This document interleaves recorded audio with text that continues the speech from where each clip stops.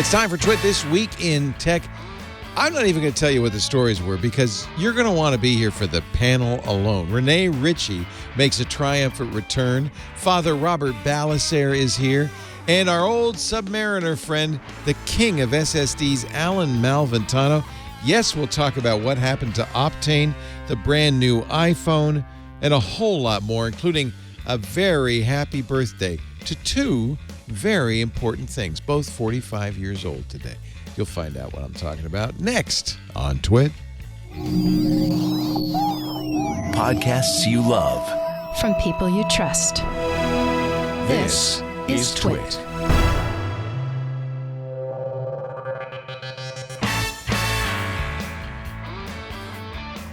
This is Twit, This Week in Tech, episode 892, recorded Sunday, September 11th, 2022.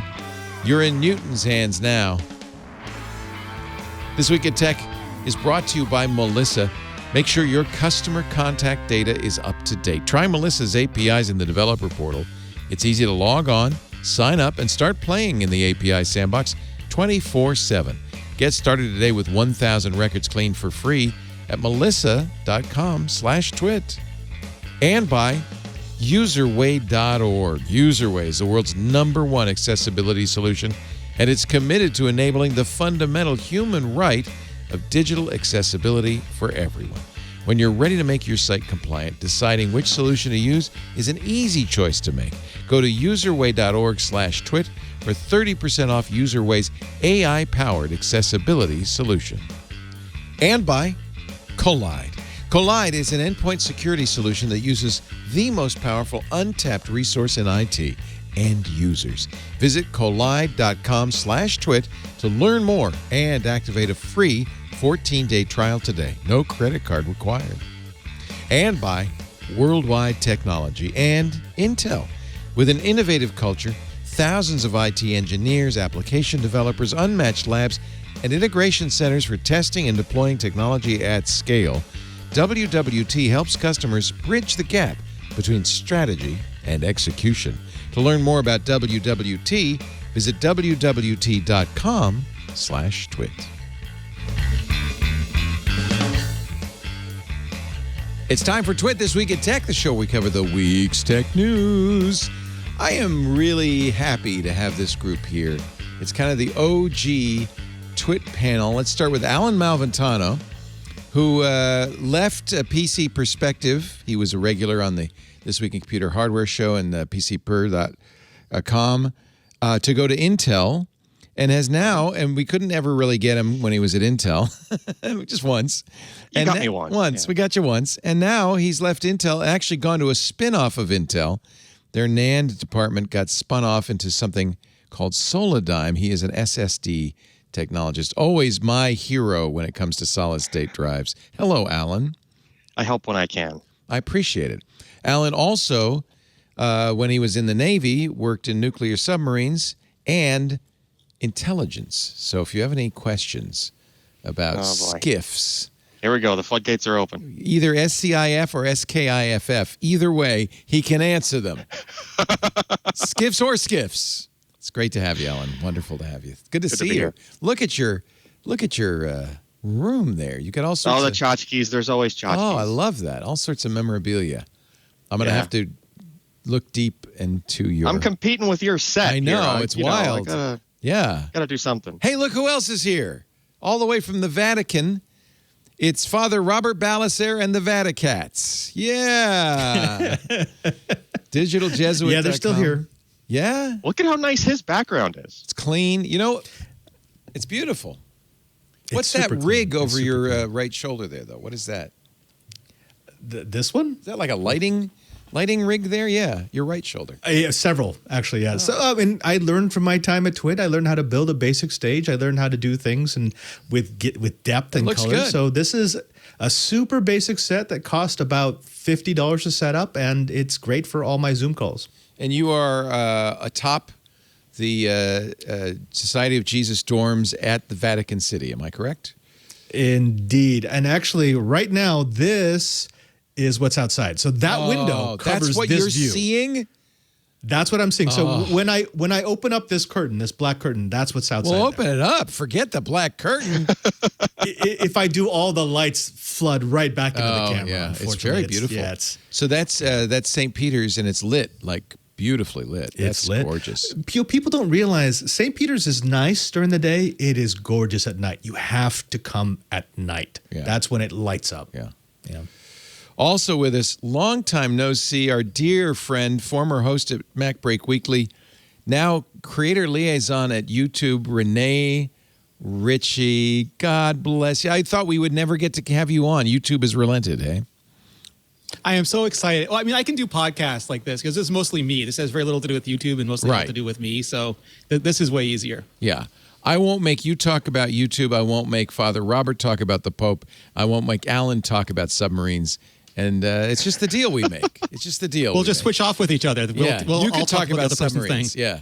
And Yeah, Alan okay. can I talk have about a the Pope. video of the Pope on a submarine. So, I mean, that kind of covers everything. Is the video on YouTube? It can on be. YouTube. We got the Trifecta.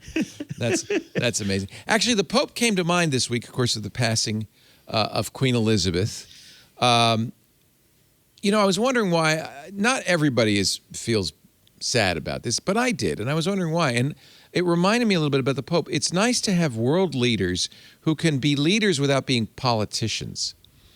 Yeah. And I think that Queen Elizabeth II gave such solace and succor to her people because she could stand above the fray and just be a kind, caring person. And I think there's a lot to be said for that. And the Pope's a little more political. He gets a little bit more involved in the day-to-day operations because he's more than just a titular head of state. He really is head of state. Mm-hmm. But he also, I think, for Catholics all over the world, is a moral figure and somebody who gives them solace. And I think that's important. I really do. So anyway. It's something unique. I mean, I get it. I understand the people who have either issues with the monarchy or with the Queen herself or the family, the politics, and the dynamics there. I get all that. I don't want to minimize that. But there is something about a person, be it the Queen or Pope Francis, about a person who is just very dedicated to duty. Yeah. We actually don't get that a lot. No. We always feel this compromise in our leaders. So when you have a leader that genuinely is trying to do their best, even when they mess up, it comes off as something special. That's a good way to put it, I get too. why people miss. Yeah. Why they Duty miss is very, people who, and of course this is also September 11th, the hard to believe, 21st anniversary of the horrific attacks on New York City and the Pentagon. I feel the same way. That's actually, I can tie it in. I remember going a few years ago to Ground Zero. The memorial there is very beautiful. But then going into the museum, and I burst into tears because at the entrance to the museum, there's a fire truck that's half melted. It's the FDNY. And I realized what I admire about these first responders is duty, their sense of duty, that they run into a place where people are running away from. They ran into danger. The fire. They ran into the fire. And it's that same sense of duty that transcends even their survival instinct that is so moving. And so, yeah, it is. It all ties together. I would observe a minute of silence, but you just skip through it, so I won't. But it's too easy. I've been to that. I've been to that museum. They have tissue, but like really nice pedestal style tissue boxes about every 20 feet, and for good reason. I bawled my eyes out, and I don't consider myself a crier, but it's a difficult museum, but I think an important one. Yeah.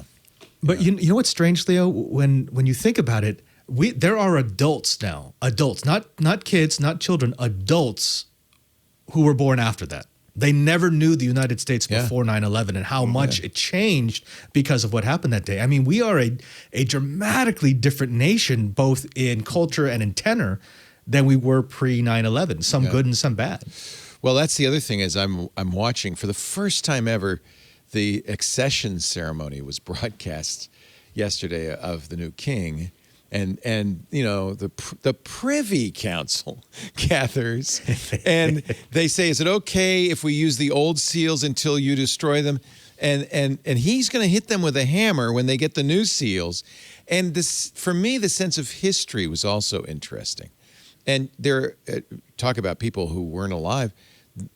95% of the world wasn't alive when Queen Elizabeth became queen. So, and I've never known a different queen. No, we've never known another queen.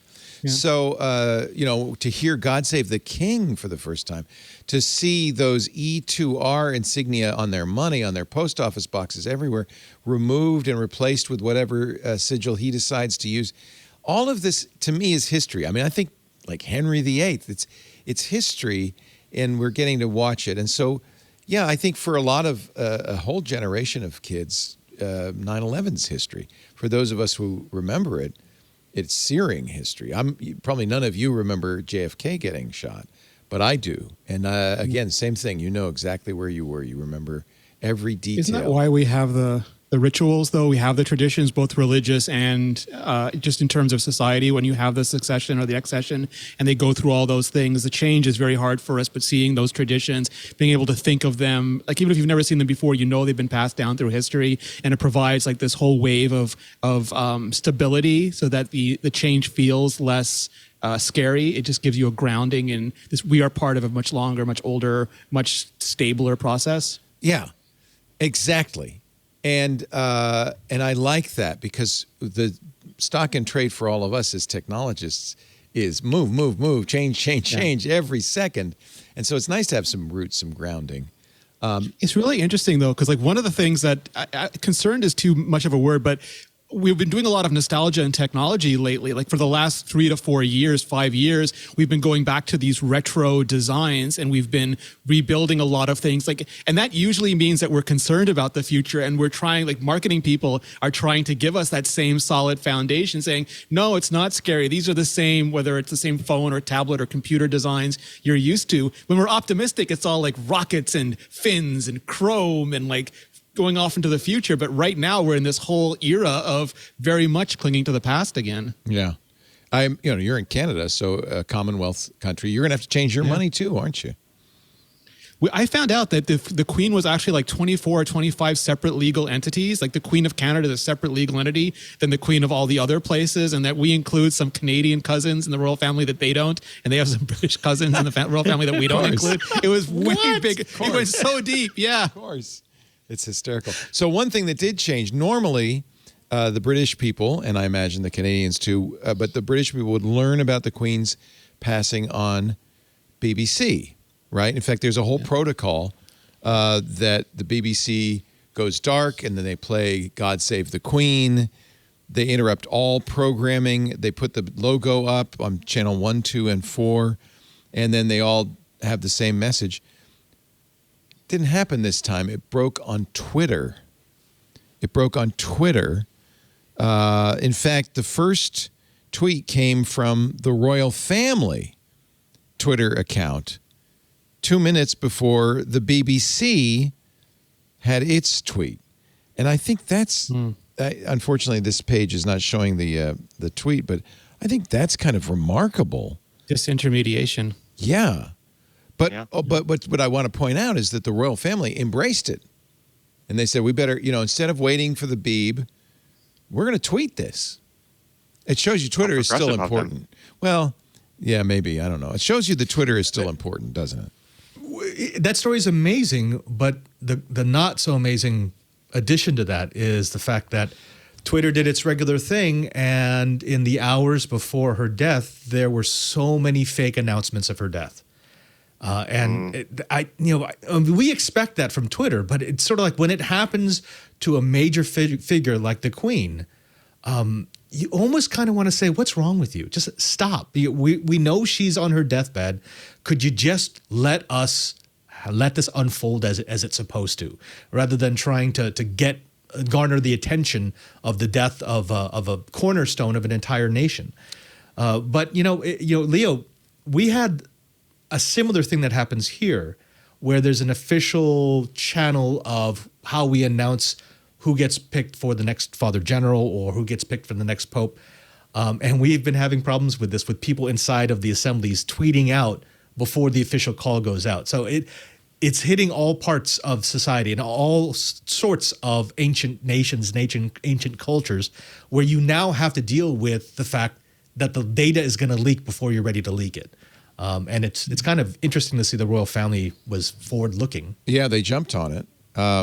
You just schooled me because I saw a tweet this morning that I believed that it was supposedly Donald Trump's message on Truth Social saying she had secretly knighted him. and you know what? I felt like this. I fell for it hook, line, and sinker. And there's still people on Twitter falling for it. So it just shows you, this is a medium that is lightning quick, that the royal family could beat the BBC by 2 minutes. But it's also equally lightning quick with disinformation. In fact, what is the old Ben Franklin saying that the lie speeds around the world while a truth is putting on its pants or something? Right. I can't remember. That's got to be wrong, but you get the idea. No, that's right. The lie travels around the world while the truth is still putting on its pants. Oh, okay. I thought it sounded made up, but Nope. I believe Donald Trump got knighted in secret. Maybe it is. So it shows you what I know. Yeah, well, as Abraham Lincoln once famously said, you can't believe everything you see on the internet. So I think we kind of have this really interesting dichotomy of, yes, that's the fastest, best way to learn something, but it's also very prone to disinformation, and it's easy to Citation needed. I mean, I consider myself sophisticated, and I fell for it completely. So there you go. It's hard not to.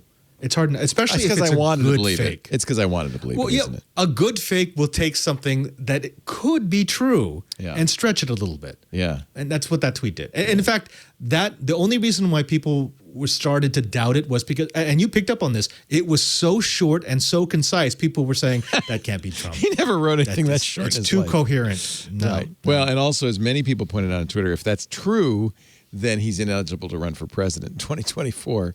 And so that would be a very self-defeating tweet. Twitter taking the headline away from the BBC. On the one hand, I'm not surprised. On the other hand, it's like, well, there's a tradition dashed, Do you think it's bad to broadcast things like the Accession? Did any of you watch the Accession ceremony? It was actually quite fascinating. I did. I've never seen one before. No one has. I'm not going to see another one again. Unless you're on the Privy Council, and you'll never see one again, probably. Mm-hmm. Well, maybe you will. Right. I don't know. It depends how long Charles makes it. So one of the things that, as I mentioned, they has to say, you can keep using the old seals until we get some new ones. By the way, the announcer told us, and by the way, he will have to destroy the old ones personally with a hammer so that they aren't misused because they're used for official documents and so forth. And then they ask him a bunch of questions. He has to say, for instance, promise that he is not going to be mean to the Church of Scotland, among other things, and signs. They were, by the way, all fountain pens I was noticing, but I was trying to figure out whose fountain pens. King Charles had his own fountain pen that he pulled out of a pocket and unscrewed. But the other ones looked like those disposable pilot pen fountain pens. And I hope that's not what they were using. But they were all fountain pens. It has to be at least a Mont Blanc. I mean, come on. They were not roller balls. The basic level. Yeah, they were not roller balls. French, sir. Yeah. Maybe he doesn't use a Swiss. He must. Although Sam had told me that they're replacing the very famous royal limousines that were Land Rovers, and you see them all the time now. They're replacing them with Audi A8s, and I thought, you couldn't do that in the U.S. Power. Oh. You couldn't do that replace the Beast with something made in Germany. The Battenbergs are German. Oh, that's right. The Windsors are from Germany. Never mind. Yeah. You see, that's how it starts. That's it. But they'd have to up armor the Audi 8s, right? I mean, they have a special. Really weighs They have you a down. special armored A8. Shouldn't they be like a Rolls or a Bentley? Right. Something a bit beefier. You could armor a Bentley. It's a strange move. Or an Aston Martin. An Aston. Yeah. I mean, James Bond must have several he could borrow. Oh, yeah. There you go. All right. I thought we should start talking about 9/11 and QE2. And by the way, we have the same ceremony here. When a pope passes, they destroy his ring with a hammer. Do they really? Because the hammer, They do. Well, I signifies the end of imagine the that there's reign. a certain amount of overlap between the papacy and monarchy. I mean, it is a kind of monarchy. In fact, you have even your accession ceremonies are even more elaborate and more ceremonial. The cardinals have to come in. There's a conclave, and they have to vote. And I watched a movie, maybe it was The Shoes of the Fisherman, I don't remember, where they showed the vote. They stitched the votes together with thread. Yes. And then that's when they burn Naturally. them. And if they don't have an agreement, it's white. Is it white smoke or black smoke if they don't have agreement? I don't remember. It's black smoke if they don't, and it's white smoke if they do. And actually, so right there, you can actually see Is the towards smokestack? the middle, towards Yeah. the back. That's the smokestack. Wow. So between the Apostolic Palace and St. Peter's, there's actually a little green stack that you can see, and that's where the smoke I comes see out it. of. Wow. There's a little stove, and they throw that in. Yep. It is an absolute medieval ceremony, but so is this accession. The other thing I liked, and I'm going to start adopting this, when they ask for the king, they say, all right, with your permission, we'll keep using those old seals. Right, king? And he says, approved. And that's all he has to say, approved. and they move on. The only negative, and I have to say this, is Charles had a script. Memorize your lines, Charles. If you're going to be king, you can't be reading the script. You just memorize the lines. It's not hard. Probably still Approved. emotional, Leo. Maybe that's it. I'll have to. You're right. Yeah. His mom has passed. My mom is close to the same age and not in great shape. And that was for me and part of this emotion I was feeling. Yeah. Was a kind of a kinship because I know this is coming soon for me too. So, Because at the end of the day, they can be kings or whatever, but they all have families. yeah. Approved. So There were some like tweets floating around about I don't know. There's some video of him asking somebody else to move some stuff I off his desk. disagree And, with this. People were giving him such a heartache over that. I don't know. So he's sitting down to sign some stuff, and he has his own pen. But there are these basically quill pens with jars of ink on the table, and they're in his way. Let me see if I can find the tweet. Because, people are giving a really hard time. Somebody's pulled the little clip of him basically going, get these out of here. I don't need them. Yeah. Shoo. And do they expect him to pick them up and carry them across the room when he's just supposed to be signing stuff at a desk? It was completely appropriate. I don't think it wasn't mean. There's a guy there. Leo has become a British man from a Monty Python skit. Disapproved. I don't approve of these pens. Get them out of here. Oh man, He wasn't that sound mean. like Monty Python with that accent. I know. What's with these pens then? What's all this with these pens? Governor? Oh, great. Getting cockney now. Governor, you had to throw the governor Here comes in there. Dick Van Dyke. Sorry. As all Americans. Just don't do Welsh. Don't do Welsh. I don't know how to do Welsh. I love the Welsh actors like Richard Burton, but I don't know how to do their accent. It's too perfect. All right. Let's talk about tech. All right. Some people would prefer we stayed with Elizabeth and the Pope, but I think we have to talk about Apple. Yeah, I think there was just a little bit of tech news this past week. It's American royalty, boys and girls. Actually, it is kind of. Did you see that Johnny? So at All Things D, the afternoon of the Apple event, Kara Swisher gets on stage. What a coup!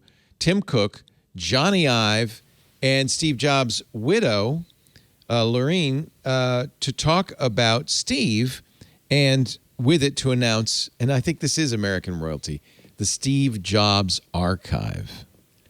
I think it was Kara's last, right? Like this was her mic drop her farewell. moment. She got them all together. Hell of a for farewell. Decode. Yeah. Yeah. It's Decode. It's not D anymore. Code conference. Code Conf, conference. yeah. It's no longer the Wall Street Journal. Or Recode, Decode, Code Conference. They have a lot. It's confusing. It's a lot. So this idea of the Steve Jobs Archive, I guess, is to have a bunch of Steve videos, which of course they're all on YouTube, but the commencement address at Stanford being the best known, some voiceovers, some oral history interviews and stuff, and it seems to be growing, which is cool. And then it looks like they're also putting together some fellowships. They say, we are building programs, fellowships, and collections and partnerships that reflect Steve's values and carry his sense of possibility forward. So this is our royalty, isn't it? the startup founder. Things that happen in U.S. garages. Maybe loosely the businessman. The businessman is our royalty. Yeah. But Over the when generations. when Tim Cook took over for Steve, it was very much like they had to break the seals, and he had to go through a whole anointings. I mean, not exactly a getting crowned, but he had to kind of be, okay, we got a guy who's going to take over. You know him well. Well, there's something about a fast-growing startup or a reinvigorated company that brings back its founder that it cannot become the company it needs to be until the founder is gone. Because as long as the founder is still around and kicking, there's always going to be this, well, was this what the company was supposed to be? Was this the original direction? Is this where they're supposed to be going? Once the founder's gone, an organization has the freedom to sort of say, okay, we know what we were. What do we want to be? And I think when they brought in Cook, that's what they actually did. They sat down and they said, Steve Jobs did a lot of good things. These are the things he didn't do great. These are the things that we should be doing. And these are the things that we want to continue doing from his tenure. But the Apple that we have now is very different from the Apple we had when Jobs was still around. I've seen a number of articles, though, suggesting that Apple is the new church, that Apple stores are the new cathedrals. Here's Ben Parr's article from Inc. from some time ago. The Church of Apple is a religion because we made it one. No company has the power Apple has over consumers and journalists. Fair? It's a nice article. Maybe it's a nice headline. Yeah, it got some attention, I'm sure. Yeah. It does sometimes feel like those are religious battles when you say, oh, I'm an iPhone user. Oh, I'm an Android user. I'm a blue bubble. I'm a green bubble. We like that, Leo. Like, we love that. Like Coke versus Pepsi, Nintendo versus Xbox. Yeah. Like, they just go like, and we had this with Rockefellers and with just businesses going back for a century. I think Padre is right. Like we anoint business people as our de facto royalty. Yeah. I think And it just happens to be the age of the anymore. technocrat right now.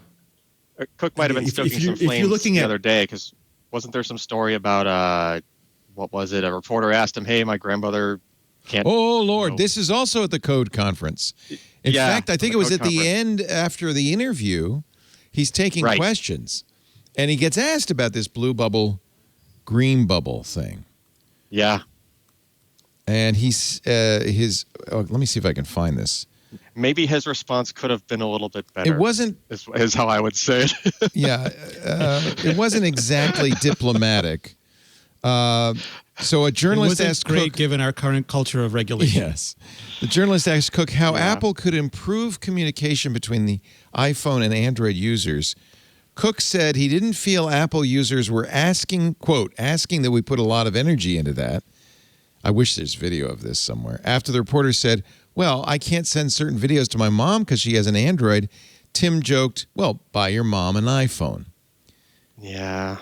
That isn't that is not The first answer was fine, and the second answer could be yes, you can. There's a variety of ways and mediums through which you can exchange full resolution video on any device, but that's not how that went. Yeah, and I think it annoyed a lot of people. You're holding it wrong. Yeah, exactly. Yeah. It's about as helpful as every time I mention something that I don't like about what Windows is doing, and I always get 30 different comments saying, just buy a Mac. I'm like, no. Make Windows that's better. That's not what I'm asking. Yeah. Yeah. Windows, are you saying love it or leave it, right? They're saying that, I guess. Yeah. Anyway, Apple did announce, and I'd be very curious what you all think, because when I do these Apple events, as we did, Andy and Akko and I did we have the stream going on. We know the stream is an infomercial, so I consider it kind of our job to provide context, critique, approval if it merits. But there is a reality distortion field. Apple is so good at marketing, it just makes you want everything. What did you want, Leo? I bought what it did you all. want after I the bought event? it all. I bought all three. Oh, did you? Oh, yeah. Of course I did. What'd you get? So, it's embarrassing. Did you get the Ultra You got the Watch? feature watch, didn't you? Yeah. You got the Did you? new watch, didn't you? I got the. Not only did I get the Ultra Watch, the watch for extreme athletes who can dive 100 meters, then climb Mount Kilimanjaro, and then bicycle 100 The Raise miles. Ahab watch. Yeah, I got the what? Not only did I get that, I got the band that you can stretch to fit over your wetsuit when you're diving. Yes. Just in case. Just in case. Just in case that happens. Someday I take up scuba. Look, I'll Leo, be ready. having Yeah, that watch might entice you to do those things. See, so that's I got planning that for the too. future. It's good. I got that too because Georgia dives, and I know she's going to try to steal it anyway. So I figured it might as well be useful for her when she does take it. I'm not certified, but I have scuba dived a few times. I did it on the Great Barrier Reef, which was a experience of a lifetime. And so maybe, but actually at my age, I think it'd be death-defying act. I don't think It's aspirational. Yeah.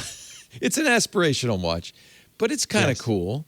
And I think there is a certain coolness to wearing this giant honking titanium beast on your wrist. It's the same reason people drive 4x4s in downtown San Francisco. It's, Yes. you look good doing it. No, that might be a different thing, Leo. Oh, okay. All right. All right. So you can drive over other cars. Yeah. No, but actually, here's a question. I mean, I get what you say about the Apple distortion field. They are exceptionally good at convincing people that they know what you need, which is a skill that they've had for the last 20 years. But I don't think they're the best at it anymore. I mean, if you're going to make the argument that Apple has sort of become the new religion, the counter religion is Tesla. And Elon Musk has now the most rabid fans. It used to be Apple, but I don't know. It feels like it's shifting over. He's now the person that people worship. Is it their Lord of the memes. Is it they're more rabid because he's under attack, so they need to be more on the defense?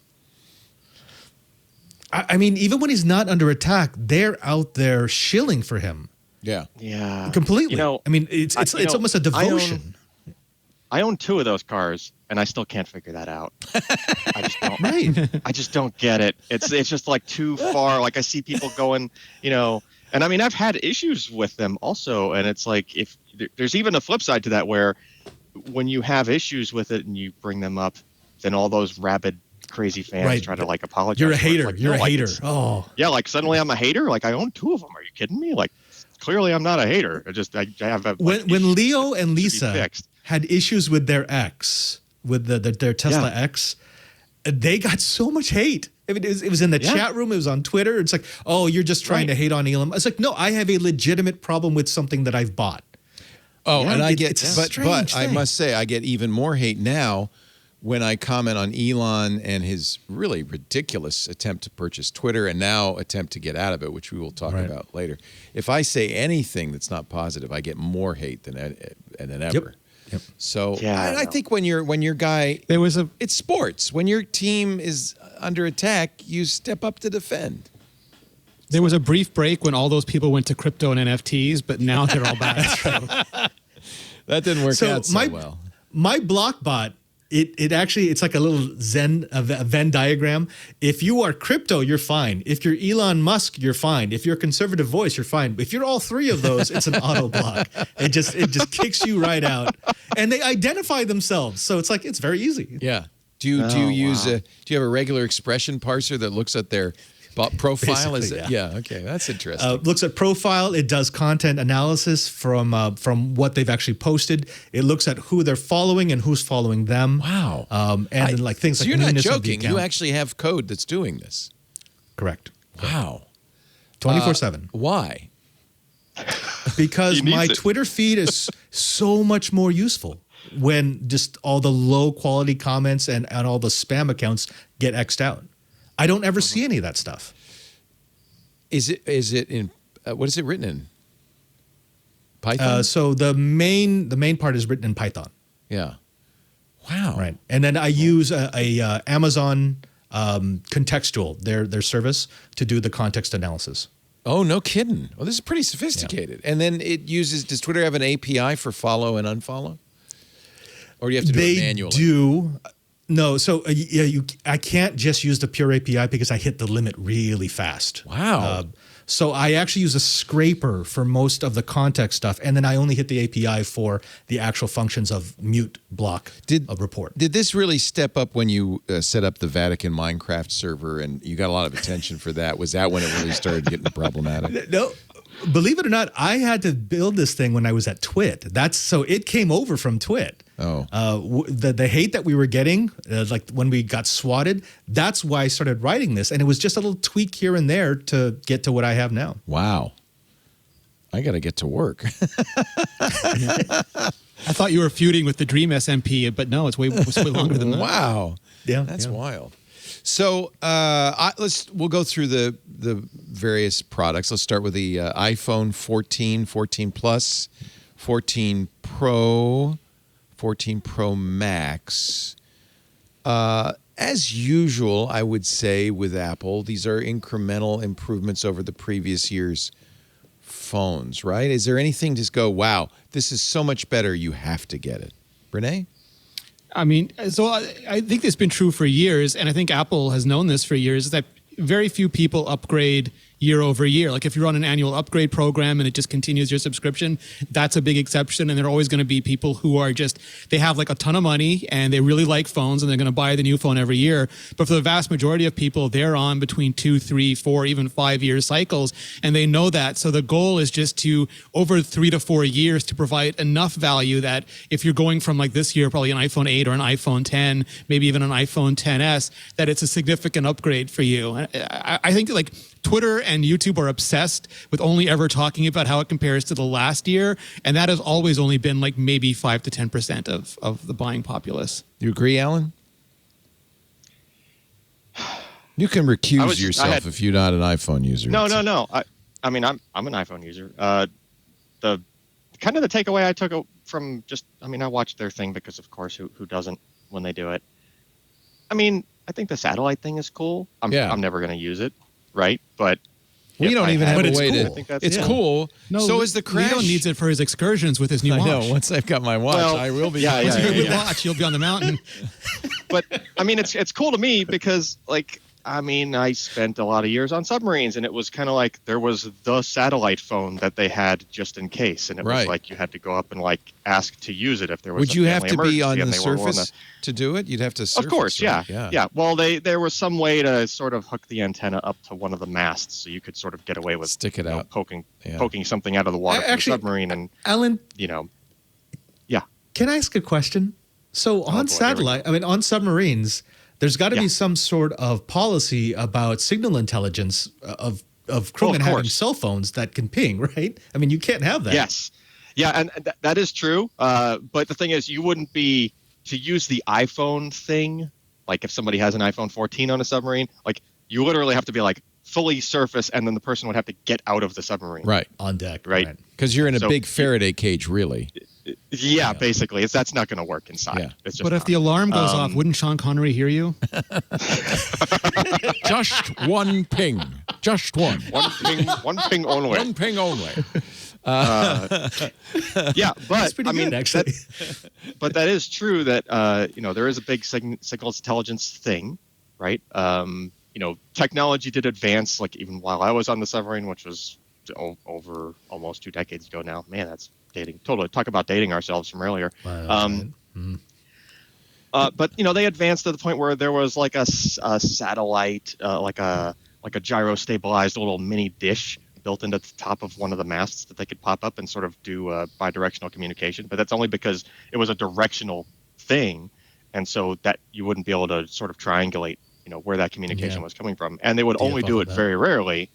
And they wouldn't do it while the submarine what was called alert, which is there's some window of time out of when the submarine's out, which is where they're the one that can be called to launch the missiles if they have to.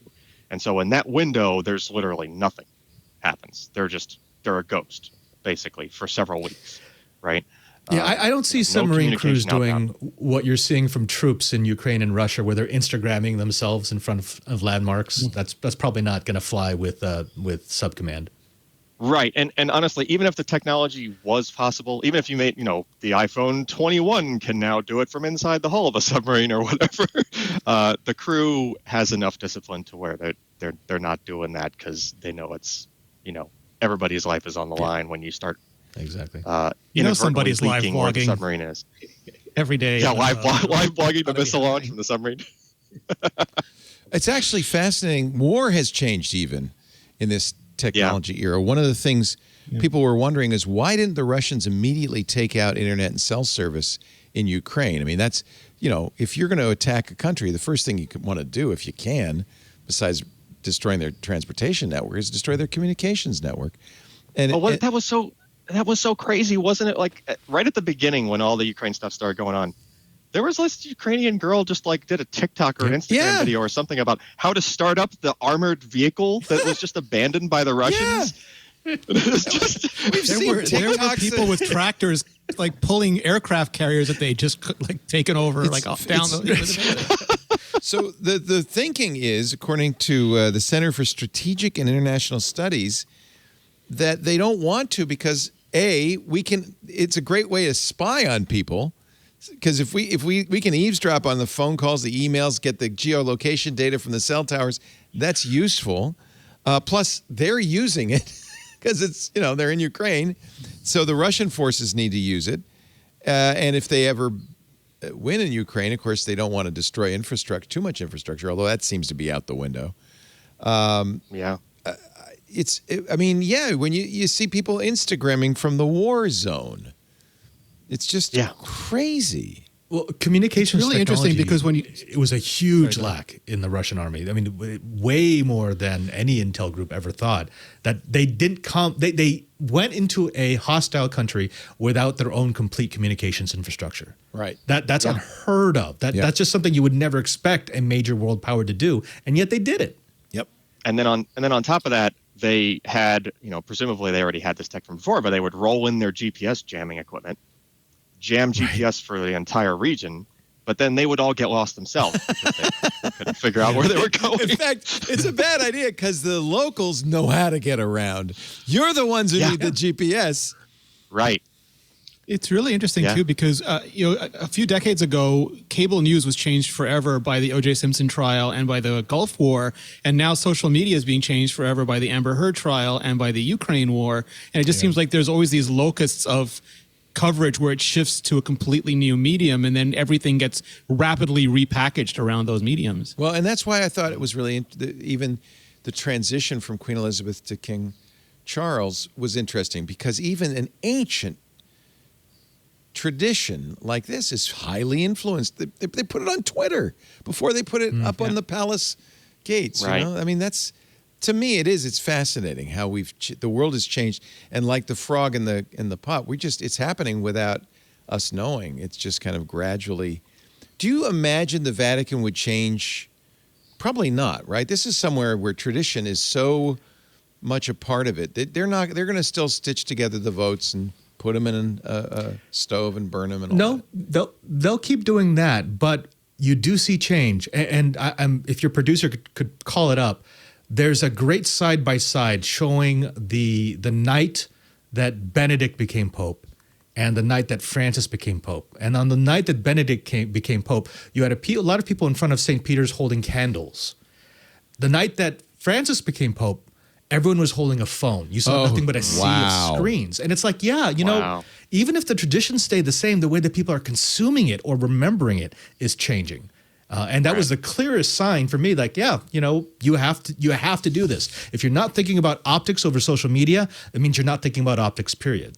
You know what? You're right. When I was at the Motley Crue concert, when Tommy Lee said, "Bring up the lights," everybody just brought out their smartphones and turned on the flashlight.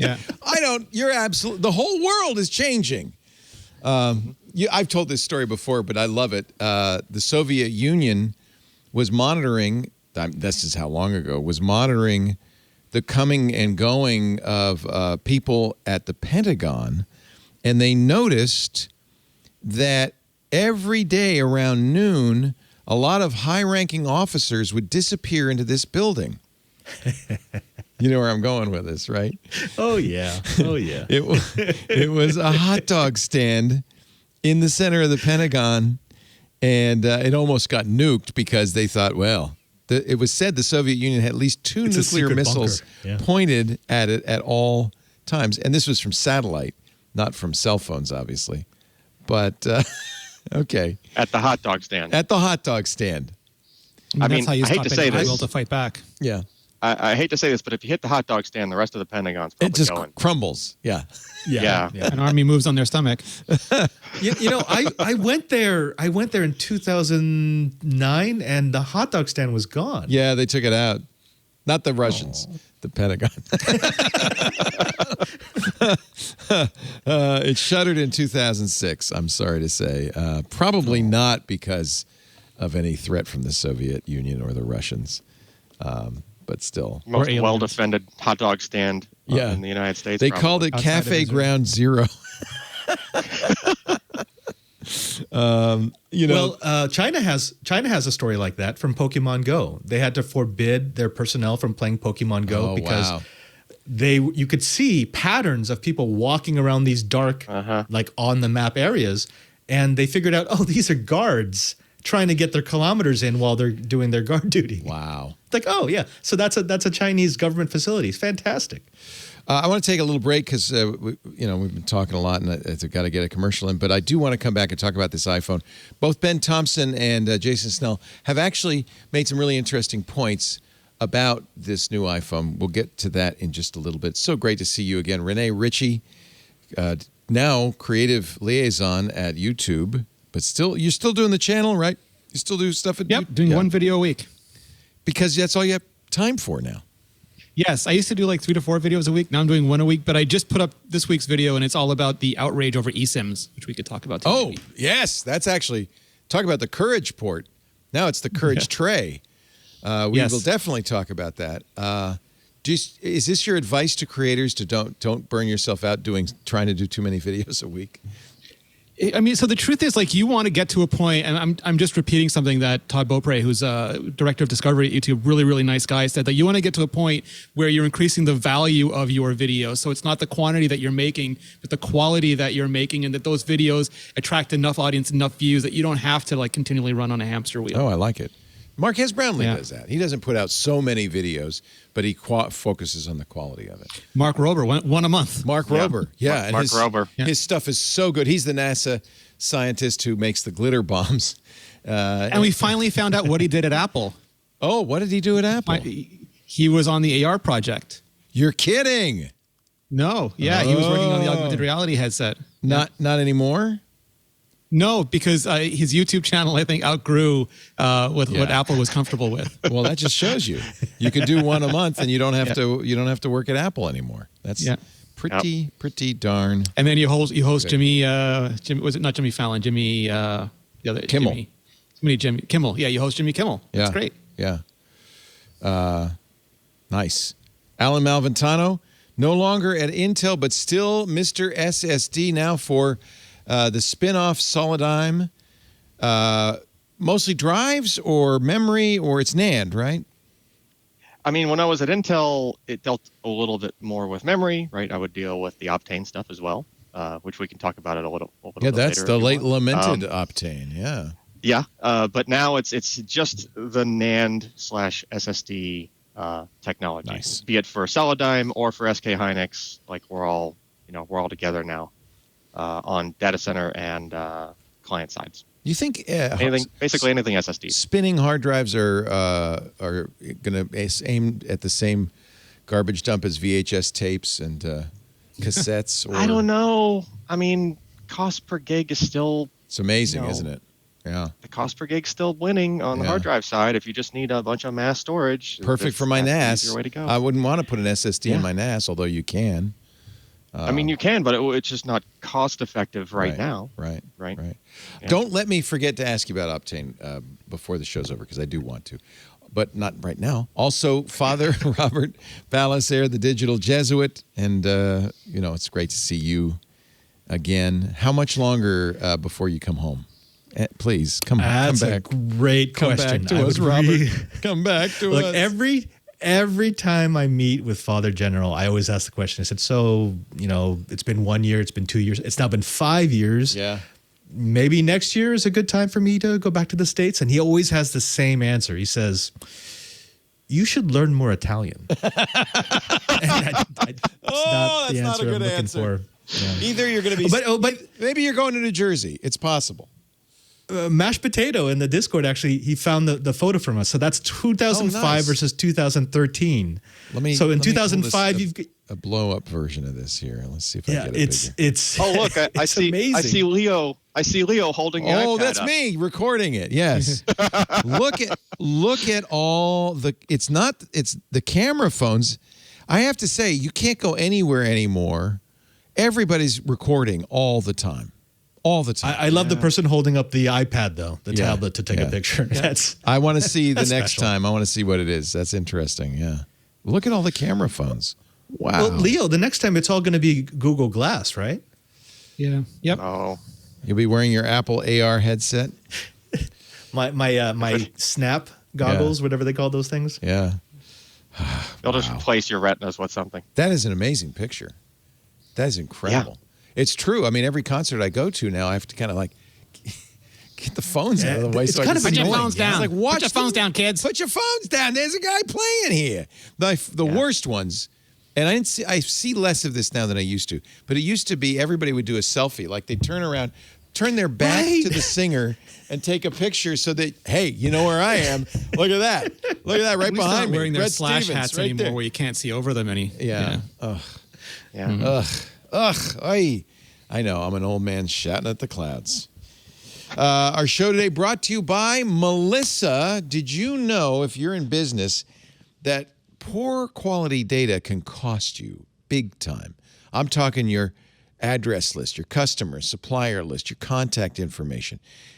On average, big organizations and small lose $15 million because of poor quality data. And of course, the longer it stays in your system, the worse it gets, the more it'll cost you. To ensure your business is successful, your customer information has to be accurate, and that's why you go to Melissa.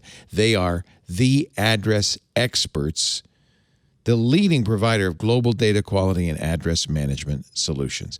It's not just sending a bill or a catalog to the wrong address. It's calling somebody by the wrong name. You know, you've got a customer service line, and somebody calls in, and you call them by the wrong name or say, oh, you live in Idaho? No, I live in Florida. You're just making a customer that's already upset, more frustrated. And there's another reason why you want good quality data: authentication, verification. You may have compliance requirements around those very important things, and you certainly want to for security. Melissa recently partnered with ID Pal to launch something brand new, Melissa ID. This is seamless contact verification, and they do it in real time. Melissa ID is a unique, fully customizable, out-of-the-box SaaS solution. It uses a multi-layered approach: biometrics, facial matching, liveness testing, address verification, document checks, automated identity verification. Something you may have to do, for instance, if you've got to be compliant with anti-money laundering laws or politically exposed person laws or Bank Secrecy Act. Melissa's really amazing. 35 plus years in address standardization, correction, and verification, and they keep up with the times. I'm sure in the early days it was probably zip +4. This new app, Melissa ID, has coverage of over 6,000 identification documents across 200 countries and jurisdictions. Ideal for any type of business charged with reducing costs associated with the customer acquisition, operations, fulfillment, fraud, and of course, compliance. Protect your data from decay. 2.1 billion clean, validated records in their database they can match your data with. That means there's almost certainly they've got a record that's correct they can replace your bad data with. You could score and target customers with detailed demographic and firmographic data appends. You can complete customer records. You can add missing names, addresses, phone numbers, email addresses. And of course, they treat your data like the gold that it is. Melissa undergoes independent security audits to be SOC 2, HIPAA, and GDPR compliant. They can also get rid of duplicate information. If you're sending 4 catalogs to the same address, you're wasting money. Melissa's data matching will eliminate clutter and duplicates, increasing the accuracy of the database, reducing postage and mailing costs. So you got batch address cleansing, you've got identity verification, they have geocoding that can convert addresses into latitude and longitude automatically. They can verify email addresses, remove up to 95% of bad email addresses from your database. They even have an app on iOS and Android. It's called Lookups. Lets you do onesie-twosie, search addresses, names, and more at your fingertips.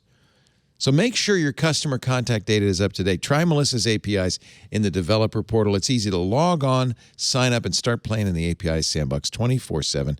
Get started today with 1,000 records cleaned for free. Melissa.com/twit. Melissa.com/twit. And we thank him so much for supporting This Week in Tech. You do the same, dear listener, dear viewer, when you use that address. So make sure you do. Melissa.com/twit. Okay, so the satellite thing's interesting. I don't know how we're going to test it, but I think if it's a great thing to have. T-Mobile announced something similar with Starlink the week before, knowing Apple was about to announce this. We now know that Apple will be partnering with Globalstar. Partnering's even more, really, because they say they'll pay for 95% of the costs associated with additional launches that Globalstar is going to have to make to put satellites up to do this service.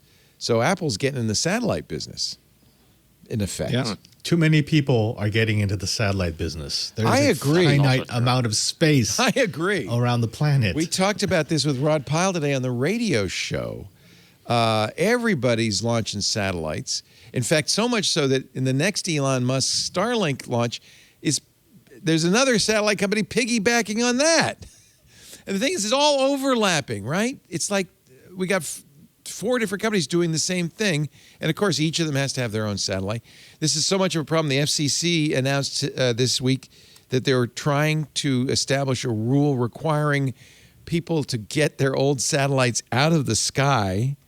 They say, we want to make it so you have 5 years to either deorbit it or launch it into space or something, because they're going to just jam the place up.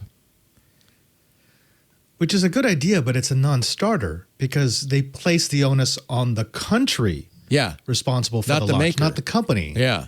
So unless every country starts putting down a huge bond for every satellite a company launches into space, they're going to get to a point where a company has gone out of business and now they're stuck with a $10 billion bill to deorbit a bunch of satellites. I know space is big. We know that. Even It's bigly. Orbital space is bigly. But it seems like everybody and their brothers, with thousands of This is the wrong way to make a Dyson sphere, people. Can we just have pause, take a break? This is not what they meant. Crazy. But we'll see ads in a year from Apple, from somebody who was on a mountain, broke their toe, and they couldn't get help, and they got satellite help. It could be me, to be honest with you. Okay. Me and my new watch. I think I would want that, and I think the crash detection's interesting. Both the watch and the phone have more accelerometers, better accelerometers, and also some sort of impact detection thing, right? Algorithms. Yeah. In case you come to a sudden arboreal stop. Well, that coupled a little with West Wing reference there. I got it. Yes. has a higher G-rated sensor coupled with the new algorithms. Yes. Right. Yeah. But what did they say? They said, I missed it, but it's just some huge amount of G's. Like, 256. 200. Is that how many G's you get in a crash? If your watch experiences 256 G's, you're dead. It's like there's no other way for you to. But also the barometric pressure, because it registers the airbag going off by the change in the barometric pressure. It does? That's part of it? Right. Yeah. Yeah. So what they're obviously doing is using machine learning. They showed a bunch of crashes, and they use machine learning. Well, what is it like? What is the change in the environment when you hit something really, really hard? And let's some of them stablecoin crashes, or is that different? Let's make a model, and then it will call emergency services. I know it's good for the ads. In fact, Apple even started the event with a big ad for this stuff. I like how the phone is in pristine condition while the car is out just being destroyed around it. One of my family members, shall not be named, got in a crash. She was fine. The only problem was her phone went flying out the window. And we never found it. Yeah, I think she shall not be named, but we'll give you enough demographic data to make it. Yeah, I think she doesn't have a phone. Let's put it that way. 256 G's. Holy camole. All right. So this is clearly Apple doubling down on what Tim Cook has always said, which is that our next big business is going to be health. It's going to be protecting you. And I think safety. This is health and safety is a very nice place for them to be in. You know, they're already kind of owning the privacy space, whether it's marketing only or for real. They clearly own it. Now they're going to own this health and safety space. I think they're going to get to the point where people are going to feel like Apple's taking care of them. And it's non-contentious. Like, it's not something that people are going to yell or scream or complain about as like they might some other areas of business. We had seen a rumor that they were going to have temperature sensors, but what we didn't know is how much they were going to focus that on women, which again, brilliant, very smart. Although the marketing move is definitely smart. What do they call it? Retroactive ovulation? That sounds very sci-fi. It's With cycle tracking via temperature changes. Yeah, but they won't tell you. Retroactive ovulation. Is that like an Elon Musk thing, it sounds like? Like a Well, I think it's because the temperature changes happen like after or It's in the more about latter part population. of the cycle or something. They don't know your exact temperature, but they know how it's going up or down. It's a relative The trends, yeah. relative temperature. We knew that. In fact, I have an Aura ring that does the same thing. But I think it's very smart of them to focus on women's health for this thing.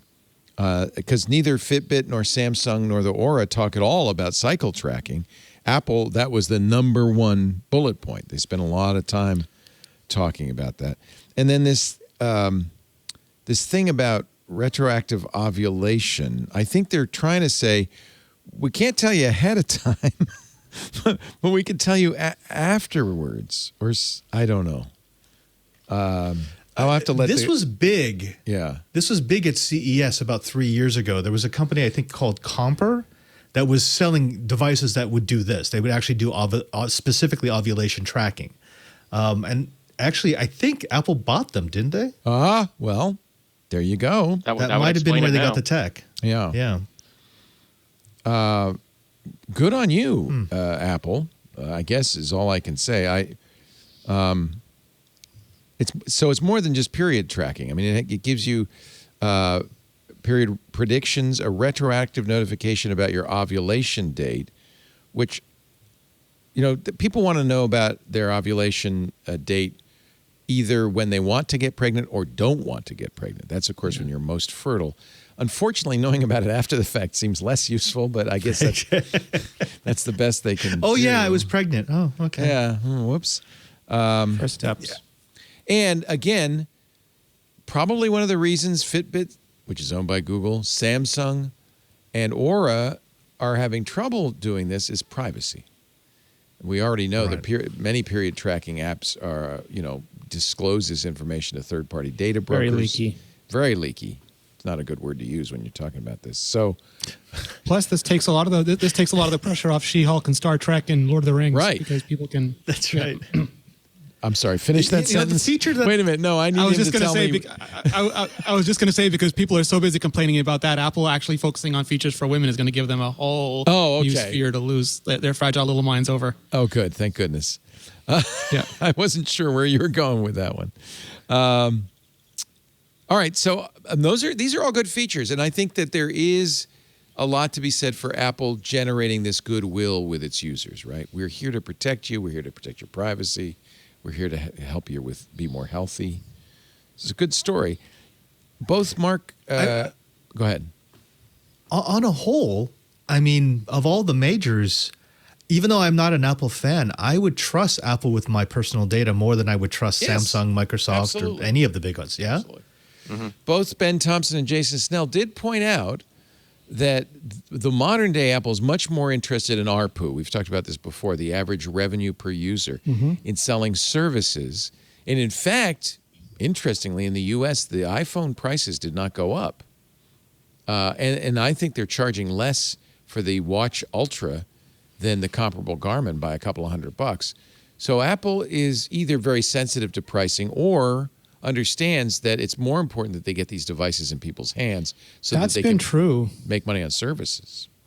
That's been true since China Mobile. China Mobile, like they got Verizon and then they got China Mobile a few years after that, and that was the last big market for them to expand into, absent there being one day Apple stores on Mars. And I think that's the moment. And I think we talked about that on MacBreak for years, that they went from building up the iPhone to using the iPhone as a platform to build up not just services, but ancillary products like AirPods and Apple Watch. Yep. All of the Apple TV, like all of those things are built, AirPlay, all those things are built on top of iPhone. And now they have expanded services from iCloud all the way through the stack. All of it, again, built on iPhone. So it's an amazing platform play where once you get to a point where you can't have that many more customers, almost everybody who has an iPhone, can afford an iPhone or wants an iPhone, has that iPhone, you got to start getting more money from those same customers. And that's a whole shift in business model. Well, they know how to do it. That's pretty clear. Yeah. I think we should let Renee talk about eSIMs for a few minutes. So a number of people, Apple didn't say this is courage, but I think this is courage. A number of people pointed this out. One thing to take away a headphone jack, but to take away the SIM tray means you're taking away any possibility of using a SIM, right? There's no more SIMs. Yeah, so here's the SIM context of why I bring it up is that me, like I would imagine many of the other folks that might have a set of phones within the family, and then they're like the main technology person. So the main phone account is probably in their name, right? And they probably do the whole phone hand-me-down thing whenever they do the next upgrade. We do that. Right? Yep. In fact, what the heck happens now? I remember with the eSIM? vividly. I'm at the head of the table. Then there's Lisa. Then there's her son Michael. Then there's her ex-husband Mike. Right. And I bring out the SIM tray poker. I remove the SIM from my phone, give it to Lisa, put it in the new play phone. musical SIM chairs? It goes all the way Right. down. Poke, poke, poke. So now what happens? I think What you do have you- to call the company, which is No, annoying. it's you can Bluetooth SIM transfer. What? For iPhones at least. Yeah, they Bluetooth pair and transfer the SIM data. Oh, that's super cool. But wait, Yeah. but okay, as long so as give you're us more paired with detail on that, another though. iPhone. Like, how does Yes. that? Does it trade them? Does it swap them? What happens? I think it can Or transfer does it from just one to move the from other. One to the other. Yeah. Right, but what you happens got to to go the in one that reverse was order on the- now. So in the past, you would get a SIM. You would have a SIM and just put it in the new phone. That would automatically make it Yeah. your phone. Now, so I'm going to get my new phone on Friday. What do I do, Renee? I'll have my old It's phone part of the here. Setup Buddy. So like Setup Buddy, which Setup already Buddy. has like 3,000 steps on it. There'll be a step to set up the SIM. Hey, buddy. So this is US only first. Like there's still SIM cards everywhere but the US. The US is the only one going eSIM only. So during the setup process, it'll pop up that screen for you. And it can also, you don't need Wi-Fi anymore to set it up because that would be problematic if you didn't have a SIM card. So it can also just join the I forget what the term is for it, but it can go point-to-point online and Bluetooth? connect to your SIM. Yeah. I don't think it's point-to-point Bluetooth. I think it's, I have to look it Well, up. it's got to have but more security okay. than that because, Yeah. I mean, we already have a problem with people stealing SIMs. Imagine if it were Bluetooth. The Right. SIM hijacking that could conceivably occur. I mean, that's a non-starter for me because I You're in actually Italy. buy You're in SIM Italy. cards. Yeah. Yeah. Any Right. country I go to, I buy a SIM card there and I put it into my phone. So And I think there is you can no store 8 e-transfer for me. eSIMs on. Yeah, I think you can eight. store You can have 8 eSIMs eSIMs and only 2 is active at any given time, which is probably more than enough. Now, The Verge Okay, did that say the doesn't sound loss as of bad the as I headphone thought. jack was user hostile, was stupid and user hostile. They didn't go quite so far with this. The one thing that's interesting, though, is that like the headphone jack, HTC got rid of headphone jacks years before Apple did, but nobody really cared. And Motorola had an eSIM-only phone 2 or 3 years ago. Nobody cared. It's that when Apple does it, every other carrier now, every other phone company now has cover to do the same thing. And that's what we tend to see. The entire Samsung will make an ad making fun of them, and then a year later they'll do the same thing. Meanwhile, everyone else will just quietly move over. So Right. this is Apple's list of wireless carriers that support eSIM carrier activation. And they're actually in Yeah. quite a few countries, not Italy, I'm sorry, Robert. And then there are quite a few companies within the U.S. that support it. And then this is the eSIM quick transfer that you were talking about, Yeah. Renee. And that's a subset of those. In fact, it's not far fewer carriers in the U.S. MVNOs especially are going to have issues. Yeah, An AT&T, C MVNO. Spire, T-Mobile, U.S. Cellular, and Verizon only in the U.S. will support that. Yeah, I mean, I can gonna be swap really out annoying for SIMs nerds. several times a week. So Yeah. I'm not Yes. going Yeah. through a SIM swap process. Well, the good news usually is just put in the card. You can't, Robert, get that iPhone in Italy. You can only get it in the U.S. Not even in Canada can you get the eSIM. Yeah, no, ours have SIM cards. You- well, you we will have, have- so everywhere else have has a tray. eSIM and regular SIM. You have both. Right. You'll have a tray. Yeah. Right. Yeah. That's what you need is the tray. So I understand why you take the tray out. It occupies a lot of real estate, and it's another hole in the case, which makes it harder to seal the case up. I think it makes sense. It's also like, it's not that free. So this is like one of those things where we talked about different user groups, different constituencies, all with different priorities, and where you start weighing those things. So there's going to be a lot of nerds, like myself included, who are super salty about this because like we have 18 phones and we move that SIM card around all the time, but most people don't. Most people have a phone for 4 to 5 years. And also people with accessibility issues having to get a SIM tool and swap the thing. Even people who are just like poor eye-hand coordination, those nano SIMs, like they fall out, they drop, they try to put it in the right way. Like it's, if you ever watch someone in your family try to do it without grabbing it from them and doing it yourself, you have more patience than Padre, I think, at that point. But it's just like, it does solve problems, but it does create all sorts of other problems. What about the trade-offs contention that it makes it easy? It makes it more friction-free to change carriers. I'm on T-Mobile, but I want to go to Verizon. Is it easy to do that? It's differently annoying. Like in both cases, like you have to get, so like I was telling a story, like you have to go and get a SIM card and sometimes they won't give it to you and sometimes they charge you for it. Sometimes they mail it to you and you don't get it. Yeah. Sometimes you get it and like it doesn't work for like SMS for some reason. Oh, your SIM card is faulty and you've got to go have your Constant SIM card problems. changed. Also problems Yes. when we went to 5G, I got a notice from both my carriers, T-Mobile and Verizon, you need to get a new 5G SIM. So my existing SIM didn't support whatever it was. And it's also intolerable. It's borderline intolerable that it's been going on this long because for everything else that we have, all we do is log in. You don't need a separate chip for your email or your messaging service or your website. Like we're not pushing a bunch of little cards around, but we've had this archaic process for so long with these, and it really should be something as like I log out of AT&T, I log into T-Mobile. We're not there yet. eSIMs get us a step closer, but the more, and they hate it, but the more that we can dumb pipeify them, the faster, the better, the sooner. I'm all for pushing forward the future. And when Apple does something, see, taking away the headphone jack pushed forward the wrong future. But when you do something like this to push forward the future, and think of all the paper clips that have died. I have 18 ports on my phone. If it was up to me. Yeah, you would. I don't want to have double. I would have double USB-C to my account. I don't want my login. Oh, you want a for burner? Google to You want a burner phone? Yeah.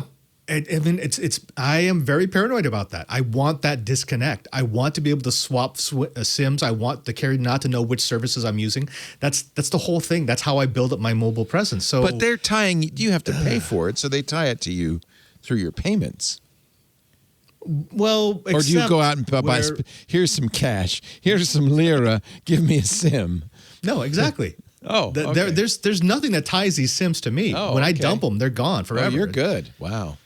Oh, we should check with the skiff on that. We should get a ruling. I've always thought Father Robert has excellent really OPSEC, but maybe not. I don't know. Maybe Alan has something to say about that. I mean that is good OPSEC, but honestly, like I mean, I've walked around Padre's digs over there, in Italy on vacation, and yeah, I can attest to yes, you could probably just go onto any given street corner and find some person that will just sell SIMs for cash. It's different. But they work for the company. We know all those people work for the company. It's just kind of that's how it works over there. Right. And it's cheap. It's super cheap over here. Yeah. Right. I pay €5 a month, and it's unlimited data and voice. So this is kind of analogous. I get that for 500.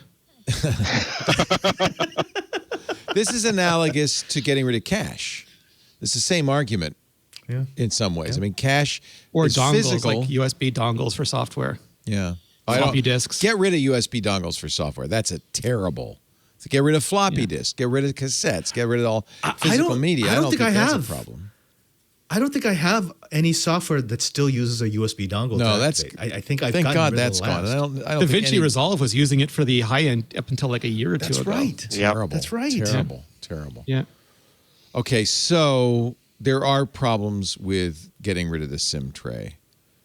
But here in the first world, unlike Canada, we're going to be okay. For most people, yeah. We're going to be okay. Yeah, no, but it is early. But like, what's interesting to me is like how like Samsung was really early to 5G, arguably before anybody could really use 5G. Google's really early to RCS. Apple was really early now to getting rid of the SIM card.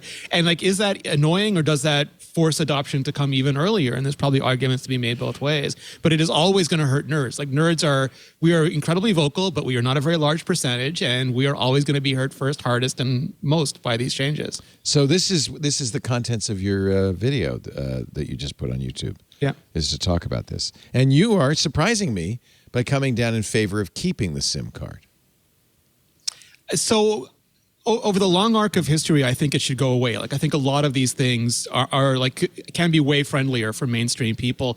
I'm happy that Apple offers both internationally. I don't know that you needed to get rid of both in the US, but when a company like Apple does it, it does inarguably push those technologies through faster. Like when they got rid of the floppy drive, it did push USB-C adoption. And when they got rid of hard drives, it did push, passing the baton nicely to my co-host, it did push SSD adoption, so it's painful, but it's painful to those of us who grew up with the technology that we're losing. Life is pain. We built our lives around them. Life is pain. Technology makes it worse. That's it, right there in a nutshell. We're going to take a little break. Alan Malventano, Mr. Submariner, Mr. Robert, Father Robert, Mr. God's business, Renee Ritchie, the king of YouTube. All right. Let's do a quick commercial and then back. I have so many more things I want to ask you guys. All right, got to move along. Our show today brought to you by UserWay.org. I'm sure you know this, but in the U.S., every website, thanks to the Americans with Disabilities Act, a great act, every website, there is no exception, has to be accessible by law. And I know when you hear this and you have a website, you're going, oh, what is that going to cost me? How hard is that going to be? Well, I'm here to tell you, if you use userway.org, it's going to be easy. Easy peasy. Go to twit.tv. We have UserWay. Go to the lower right. You'll see the universal accessibility icon. Click that. You'll see a whole menu of things you can do on our site to make it more accessible.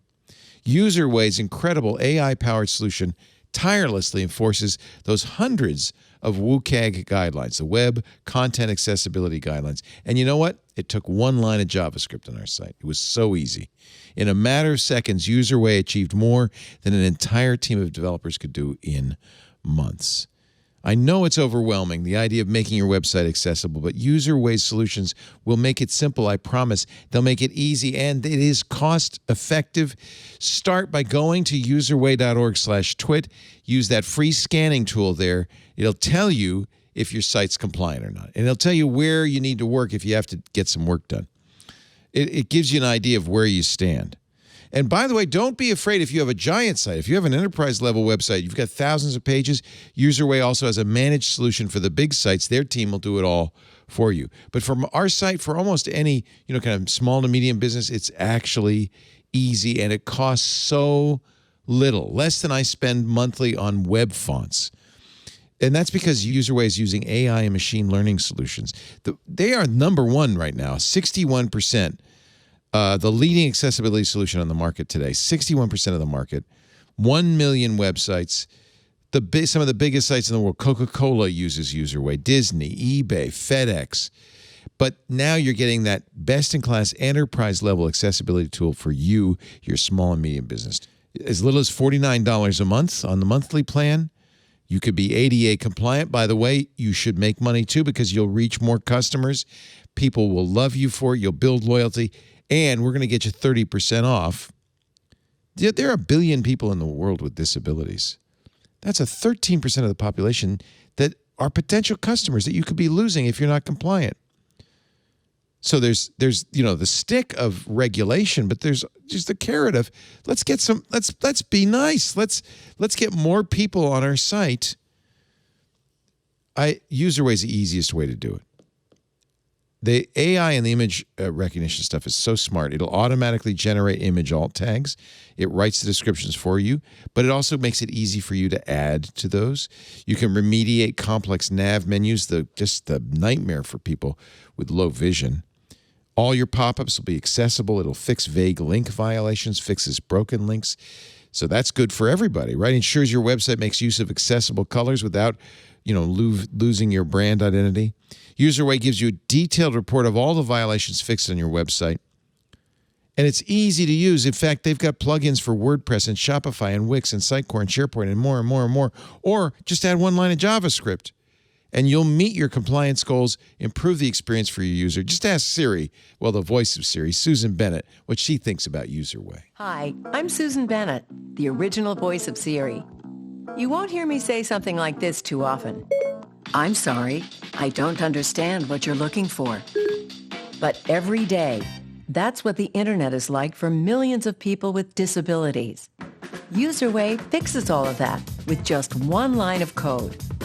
UserWay can do it for you. Make any website fully accessible and legal, ADA compliant. With UserWay, everyone who visits your site can browse seamlessly. They can customize it to fit their needs. It's a great way to showcase your brand's commitment to millions of people with disabilities. Userway.org/twit. Again, 30% off UserWay's AI-powered accessibility solution. Book a short call, talk to them, find out what they can do for you. They have an accessibility guide. You can get that to UserWay, making the internet accessible for everyone. Userway.org/twit. Userway.org/twit. And we thank them so much for their support of This Week in Tech. And now, it's time to go to Dynamic Island. The plane. I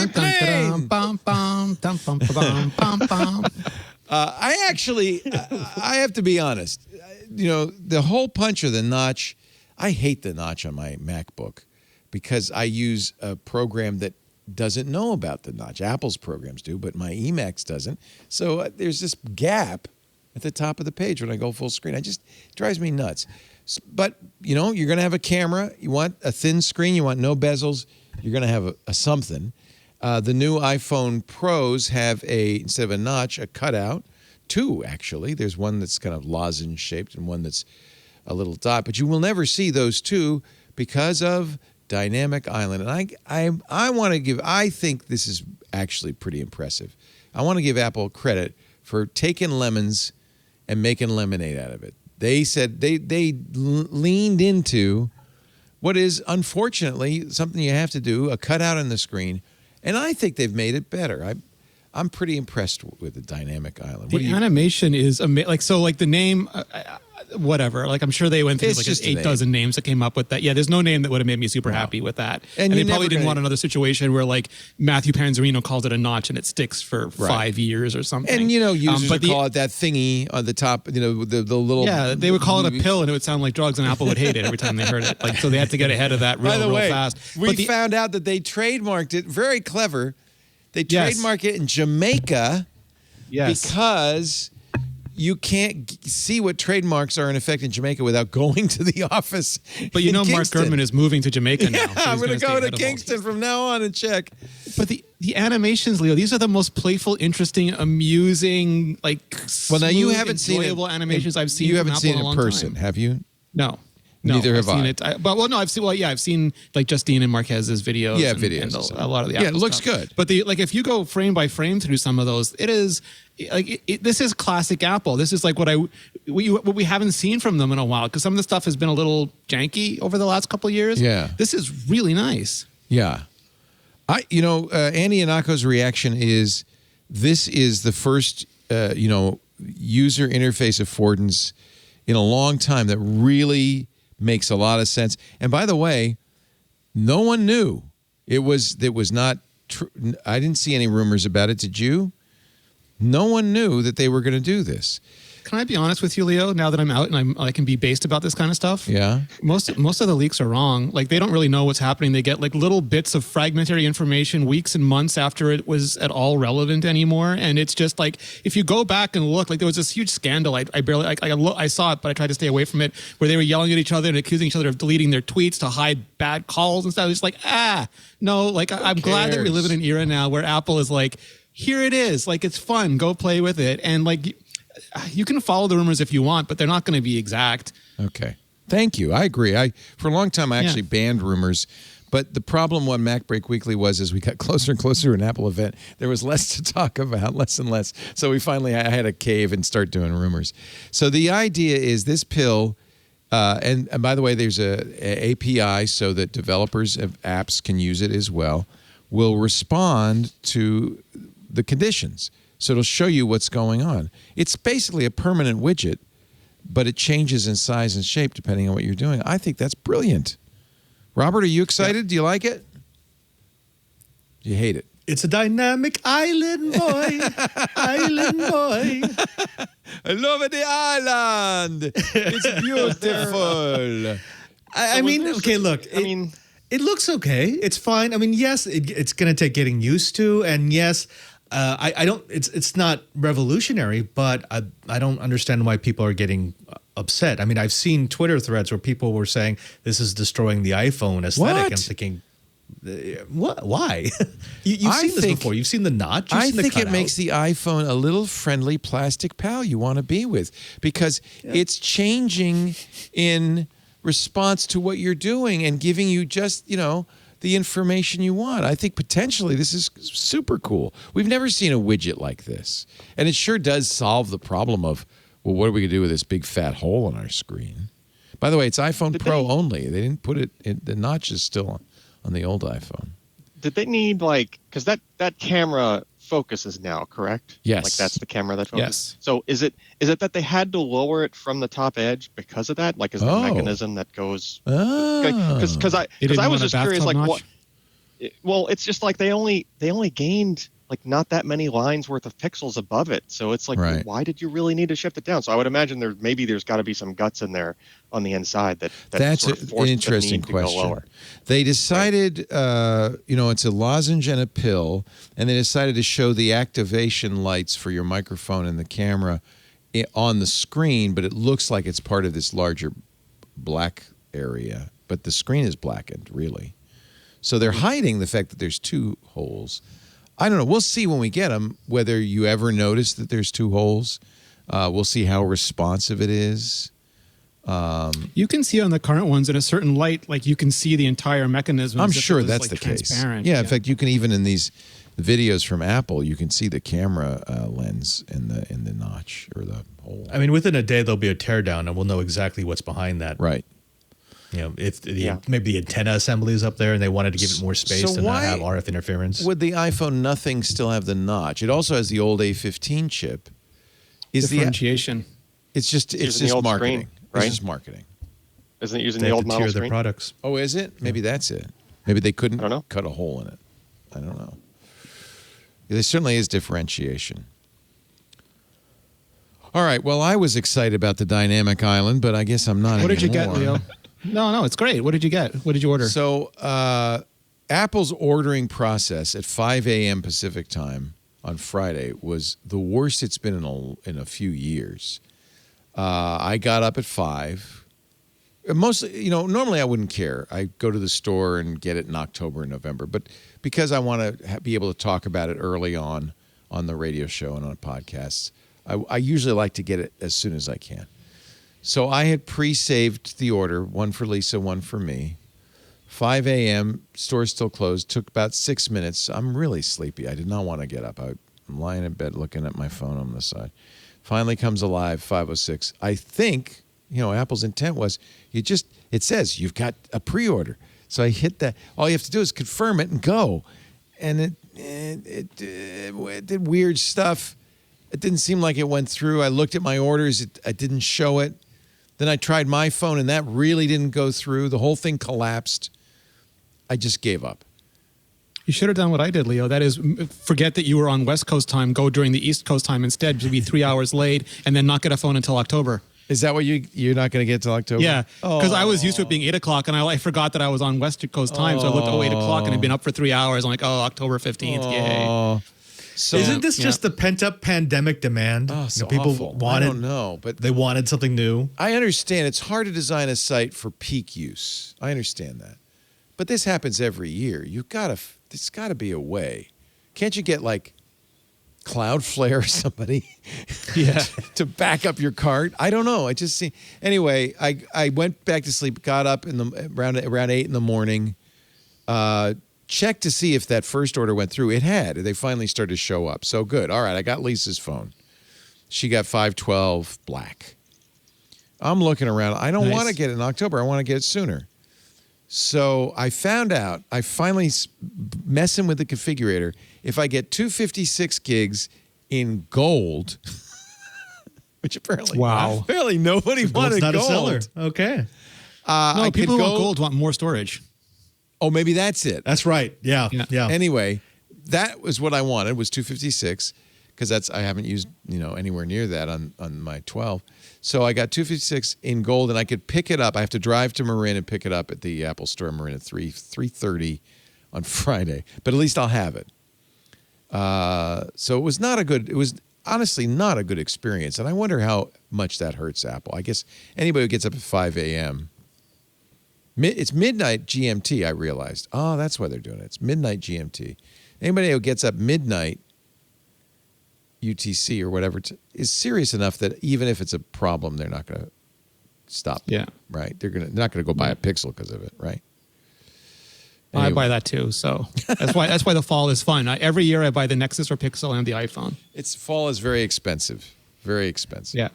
And then the AirPods and the Pixel Buds Pro. I and bought the watch, AirPods and the Pixel Watch. Pro. And, I didn't want to buy those, and I got the Ultra Watch because I'm an adventurer. I can't help it. I'm going up Kilimanjaro, and I will. And Sundar was wearing the Pixel Watch during Code Conference too, just teasing. Oh, us. was he? Oh, I'm actually probably get that, but I'll never wear it. Yeah. Not too risky, Leo. Oh my goodness. I just, you know what, Leo, I thank you for the admission. The honesty is refreshing. It hurts to be a sheeple. It really hurts.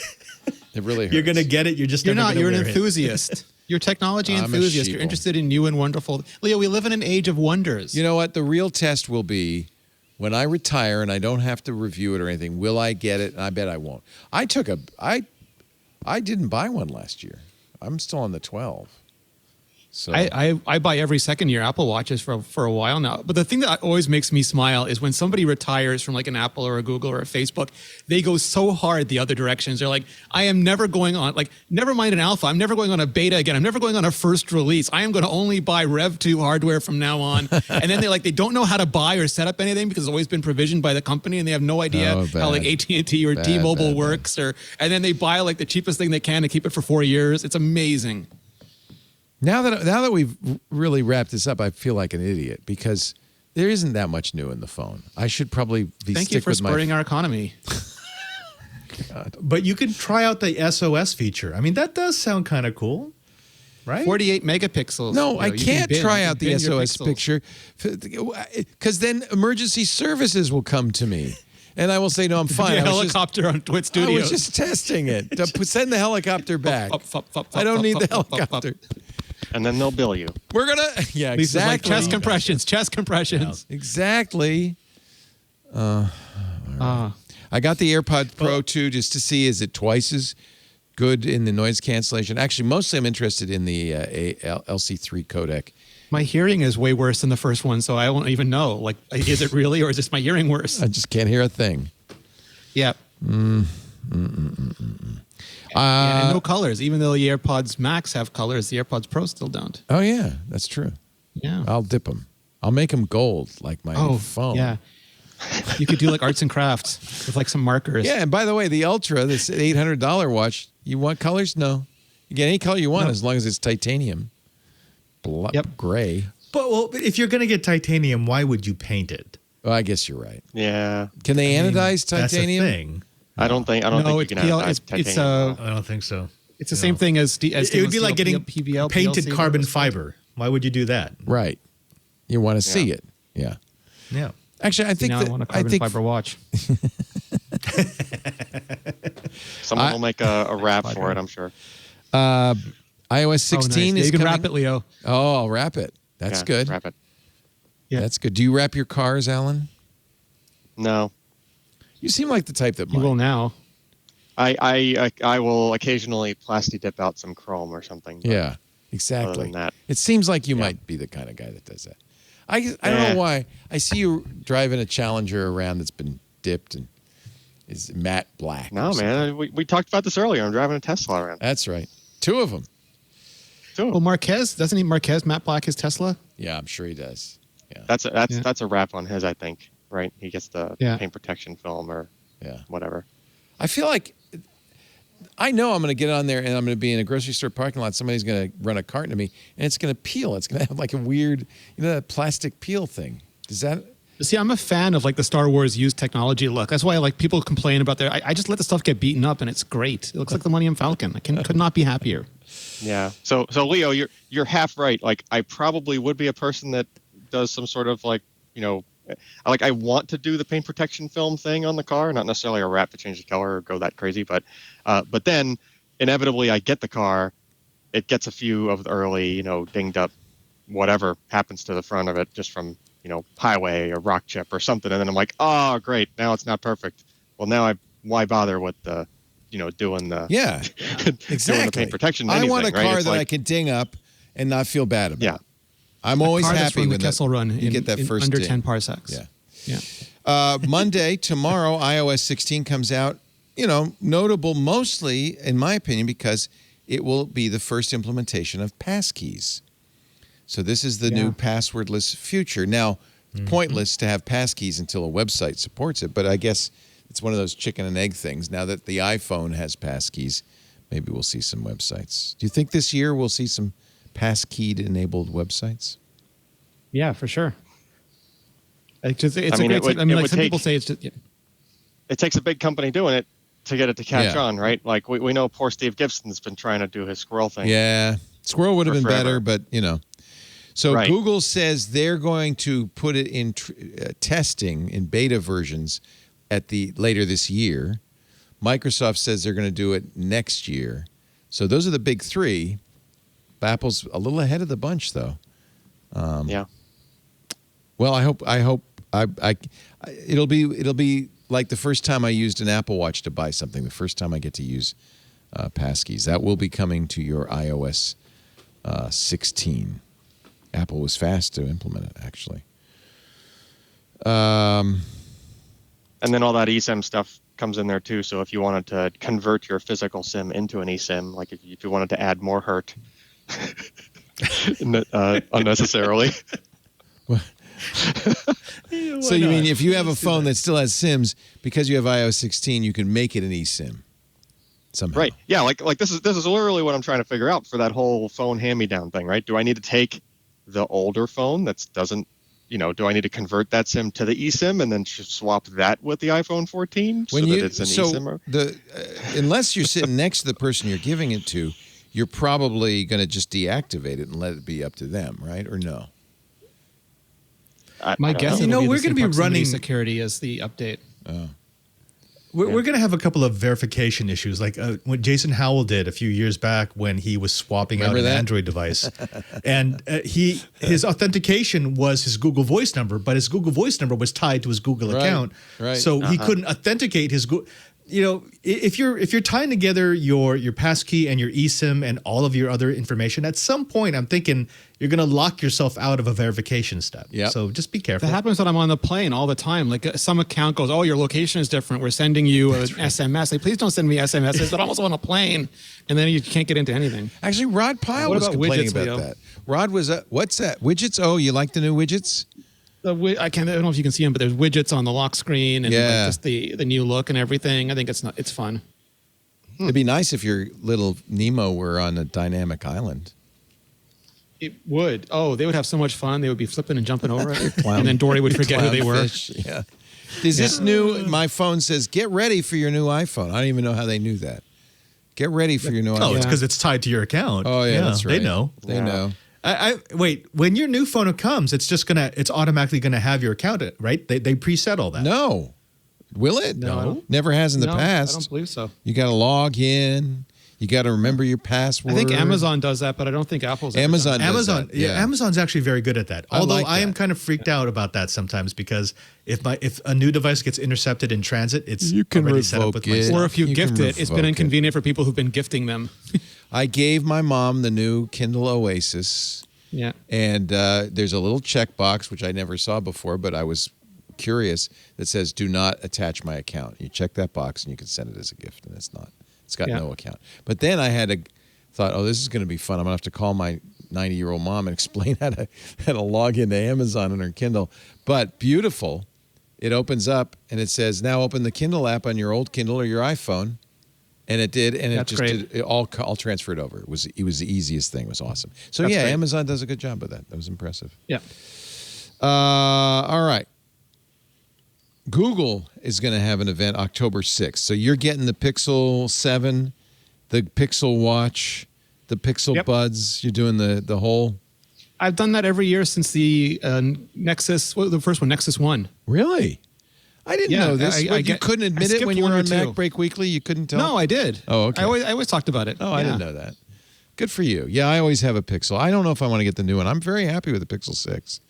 What is going to change with this thing? Be better. I mean, that's what the story is of every It's phone gonna be now. better. It's just better. It's better. I like Don't it. ask. Like, honestly, I like it because like every Pixel so far has been almost a repudiation of the previous generation Pixel. Like It's very hysterical. different. And to me, that makes it harder because you're almost starting from scratch every year. And this year it looks like they're going to like use the Pixel 6 as a foundation and just accelerate forward on the 7. And that's the strategy Apple's been using and Samsung's been using for years. And I think it's really smart because it's like an efficient use of everybody's time, and it ends up giving you a really stable, solid product. I think that's going to be great. The Pixel Watch actually looks pretty. It's round. It looks pretty, but we'll see. Now that I have a 4-pound watch on this arm, I don't know if I want another watch on the other arm. Can It'll I be like take, Wonder Woman bracers? Can I take the Pixel Watch up to Kilimanjaro with me, or is it just going to go?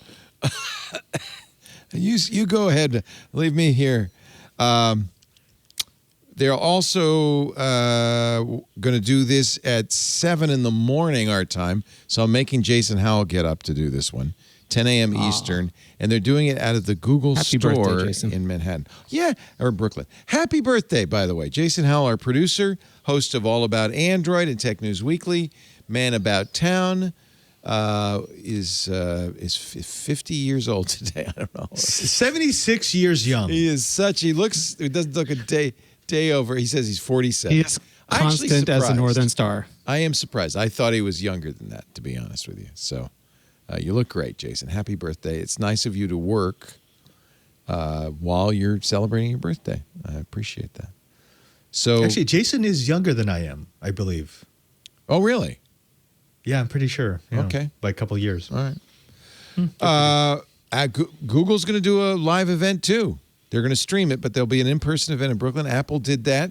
They went to the Steve Jobs Theater, did not observe a lot of masks in evidence. In fact, I'm pretty sure the only masks worn were by Micah Sargent and Jason Snell. I think I guilted them into it. So I guess COVID's over. Google and Apple are saying it's over.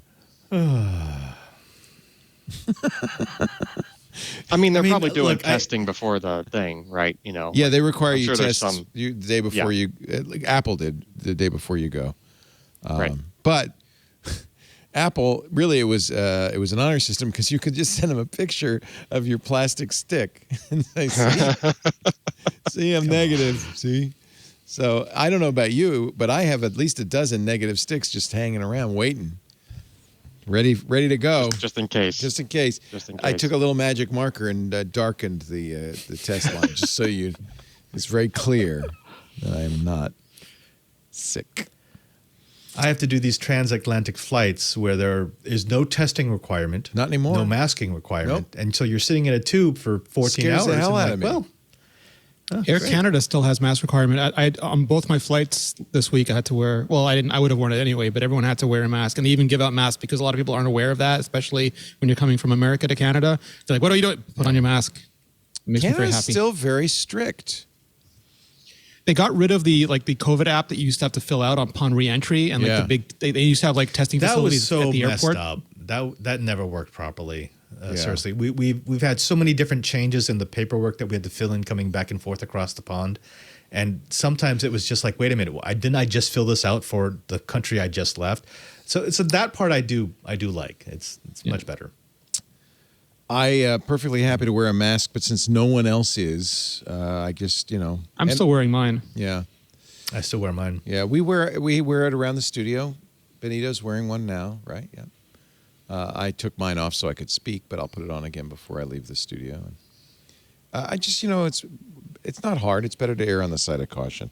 I think it's interesting. Apple also asked its employees to come back to work on Tuesday, and much to the Was that good timing? Like, Yeah. come back to work the same day we're having a huge event? Yeah. Like, maybe wait till the next day? yeah.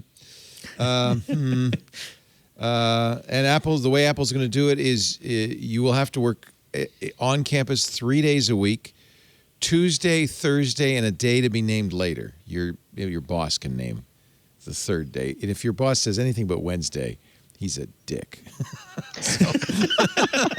Right? That's fair. Yeah, right? I mean, that's not. Yeah. It's got to be Wednesday. You're there on Tuesday and Thursday. Make it Wednesday, boss. All right. We're going to take another break, talk Twitter when we get back. Maybe I shouldn't tell people that. No, we're not going to talk Twitter. We'll talk about scary clowns when we come back. That's better than Twitter.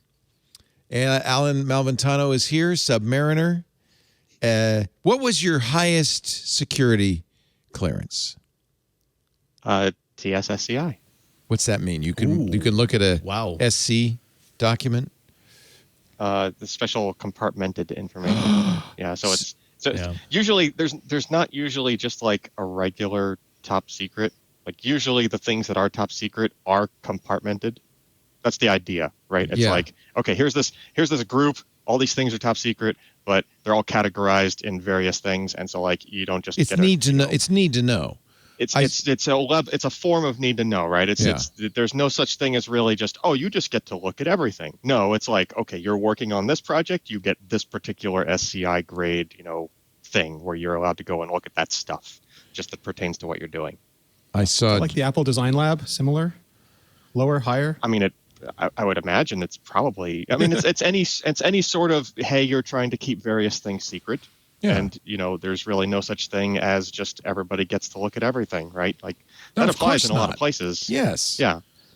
Even here, there's there stuff are I know that Benito doesn't know. Yeah. There are lower ones that are like more general. Right. Right. But SCI is the top, right? That's the top. I remember seeing John Brennan, the former CIA director, saying there's SCI documents I couldn't see even as director of CIA because it's need to know. That makes sense. Anyway, everything that we say here, Alan Malventano is allowed to know. What were the aliens? What were they rated? Was that need to know? Did you take any documents home with you? They get all the clearances. Did you take a box of documents home with you? That's all I care about. Are there flying saucers in your garage? And were you have any ever medals not secretly known to knighted Earth? by the Queen? I just want to know. Oh yeah, of course. Queen on which planet, Leo? Oh yes, the Queen of Mars. Father Robert Balasaire, digital Jesuit, our man in the Vatican. I also have an SCI clearance, but it's just information that no one cares about. I bet the Vatican has some sort of top secret thing, right? Designation, yes? Or no? He can't talk about it. If he knew, he wouldn't know. I mean, there's one about 40 feet away that way. What? What is it? Our archives. Oh, nobody's allowed in?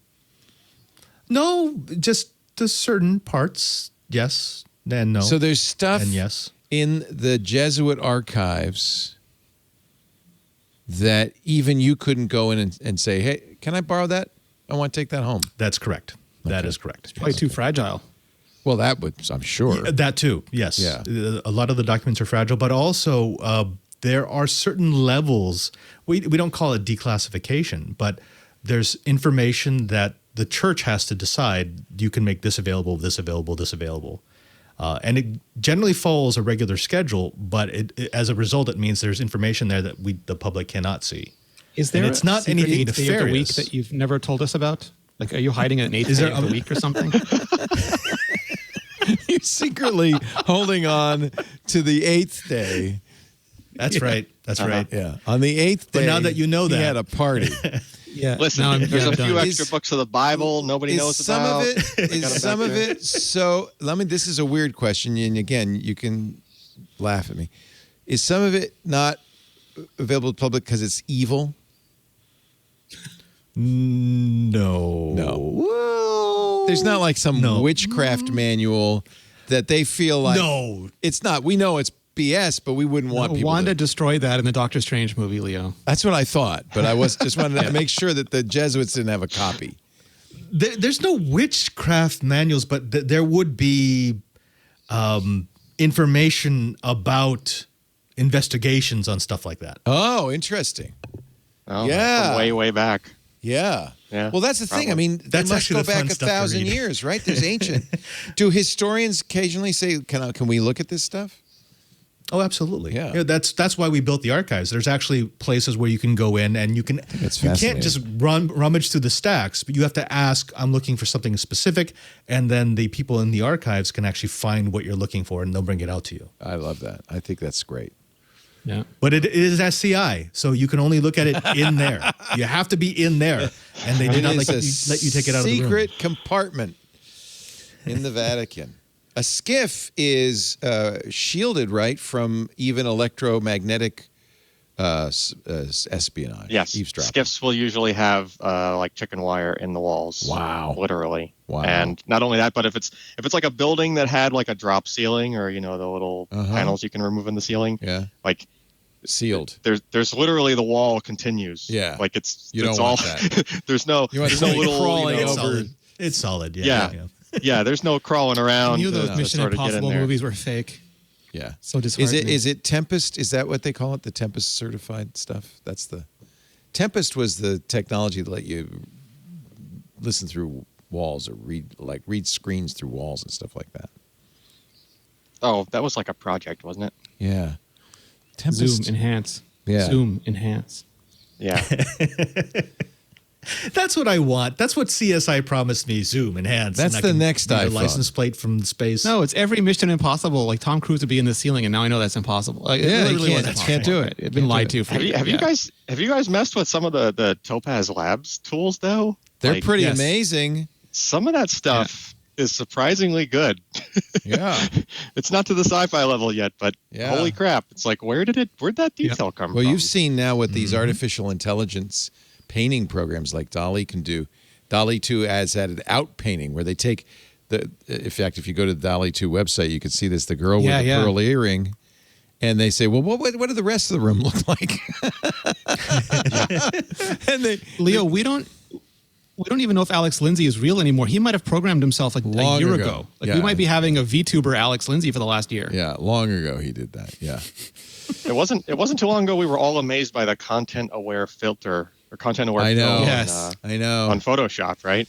And then they added And it to now it's like Premiere. totally- and then that blew mine. But don't you want to live Yeah. in a world of wonders like where, like the next iPhone thing that what we really want is, how did they do that? How can they do that? That's why I think people are so interested in AR Well, the and Pixel VR. Eraser was like that. Like you take a Yeah. picture on the beach, you just paint people out of existence, and then they actually disappear. It's Yeah, ridiculous. and for years they actually disappeared, like Thanos.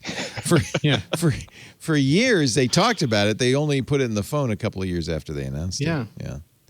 Our show today brought to you by Collide. I like this sponsor because I like the idea of treating users like partners, not enemies. If you're in trying to achieve security in your company, you want to keep the bad guys out and the good guys in, whether for a third party audit or your own compliance standards. In the past, the conventional wisdom is to basically treat each device like Fort Knox, right? You glue up the USB ports. You make sure people don't bring their own phones, their own laptops into the enterprise. You use old school device management tools, MDMs, to force, basically employees to give up their freedom, to give up their performance, to give up their privacy. The problem is what happens then. Employees aren't stupid. They start using their own laptops or their own phones. And now you've got a world of hurt. Collide is a different idea. It's an endpoint security solution that uses the most powerful, untapped resource in IT, your end users. They're not the enemy. They're your allies. How does it work? Well, you got to use Slack. If you're a company that uses Slack like ours does, many do, instead of forcing changes on users, locking them down, Collide sends them DMs on Slack, security recommendations. And the Collide agent is always looking for things. Your passwords are in the clear in a download folder, for instance, or you left your private key, out unlocked and available. So Collide finds that, and it will automatically then notify your team about the insecurity, explain why it's a problem, and even better, give them step-by-step instructions on how to solve the problem. They are now enlisted as allies. They know how to solve it. They know why they're solving it. And suddenly, it's not an adversarial relationship. By reaching out to employees via a friendly Slack DM, educating them about company policies, Collide can help you build a culture in which everyone contributes to security because everyone understands how and why to do it. You can also justify it very nicely for IT admins. Collide provides a single dashboard that lets you monitor the security of your entire fleet, whether they're running on Mac, Windows, or Linux. Yeah, it works on all three.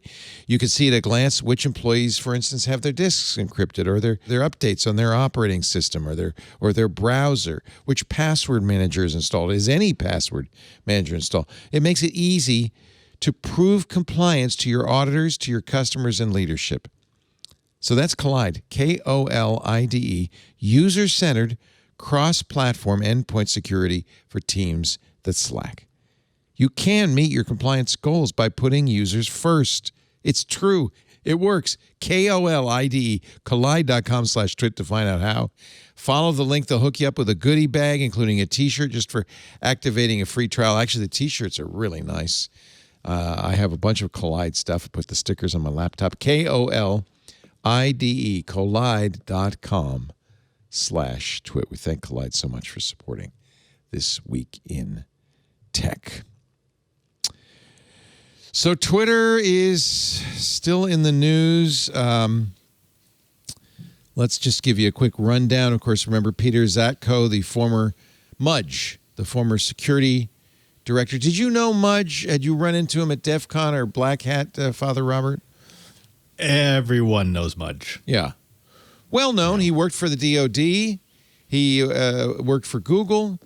He was a very, when Twitter hired him, I was impressed. They hired him in the aftermath of that, where, remember that Barack Obama and Elon Musk and everybody were tweeting, hey, I really appreciate what you've done for me. So just send me some Bitcoin. I'll send it back doubled, okay? Remember that? And it was horrific. It was obviously somebody had access to a privileged account within Twitter that let you tweet on anybody's behalf, because the same tweet went out on dozens of high-profile accounts. So that immediately showed that Twitter had a problem. They hired Mudge to come in and fix it. And then they fired Mudge after Elon's offer in January. I think they got rid of Mudge. They didn't say why they'd fired him, although later Parag Agrawal, the current CEO of Twitter, said, we fired him because he was no good. I know he was a lazy slob. I mean, he said all sorts of mad things about him. Now they're saying so of course Elon Musk has subpoenaed Mudge. He says this is evidence that Twitter cares not about the bots, and here this whistleblower is telling us that. Meanwhile, Twitter's saying, look, Mudge never flagged spam. We hired him to fix the things that he's complaining about. How could he complain about it? This is what he was brought in to fix. It ain't our fault. And finally, the latest is the payout. Apparently, Twitter paid Mudge $7 million. Now Elon says, oh, you did you? Oh, well, then that means I'm out of the deal, because that's what we call an MAE, a material adverse event, and that lets me off the hook. Elon's been he keeps trying to find a way to get out of this. Clearly does not want to spend $44 billion. And I think I think at this point he's just grasping at any straw he can. So, do you think you could sell him Twit instead? Like, you think he'd notice the difference in spelling? $44 billion. That's all it would take, Elon. Actually, you know what? That's a good retirement, Leo. I'll give him a deal. 43. You're shorter. 43 exactly. billion. Well, your name is shorter, so Yeah. Fewer letters. You can do anything you want. You could chase the spammers out. You know what? You can bring Donald Trump in and give him a show. Whatever you want. $43 billion. That's it. We've got Elon's communications back into early May where he was already looking for a way out of the deal.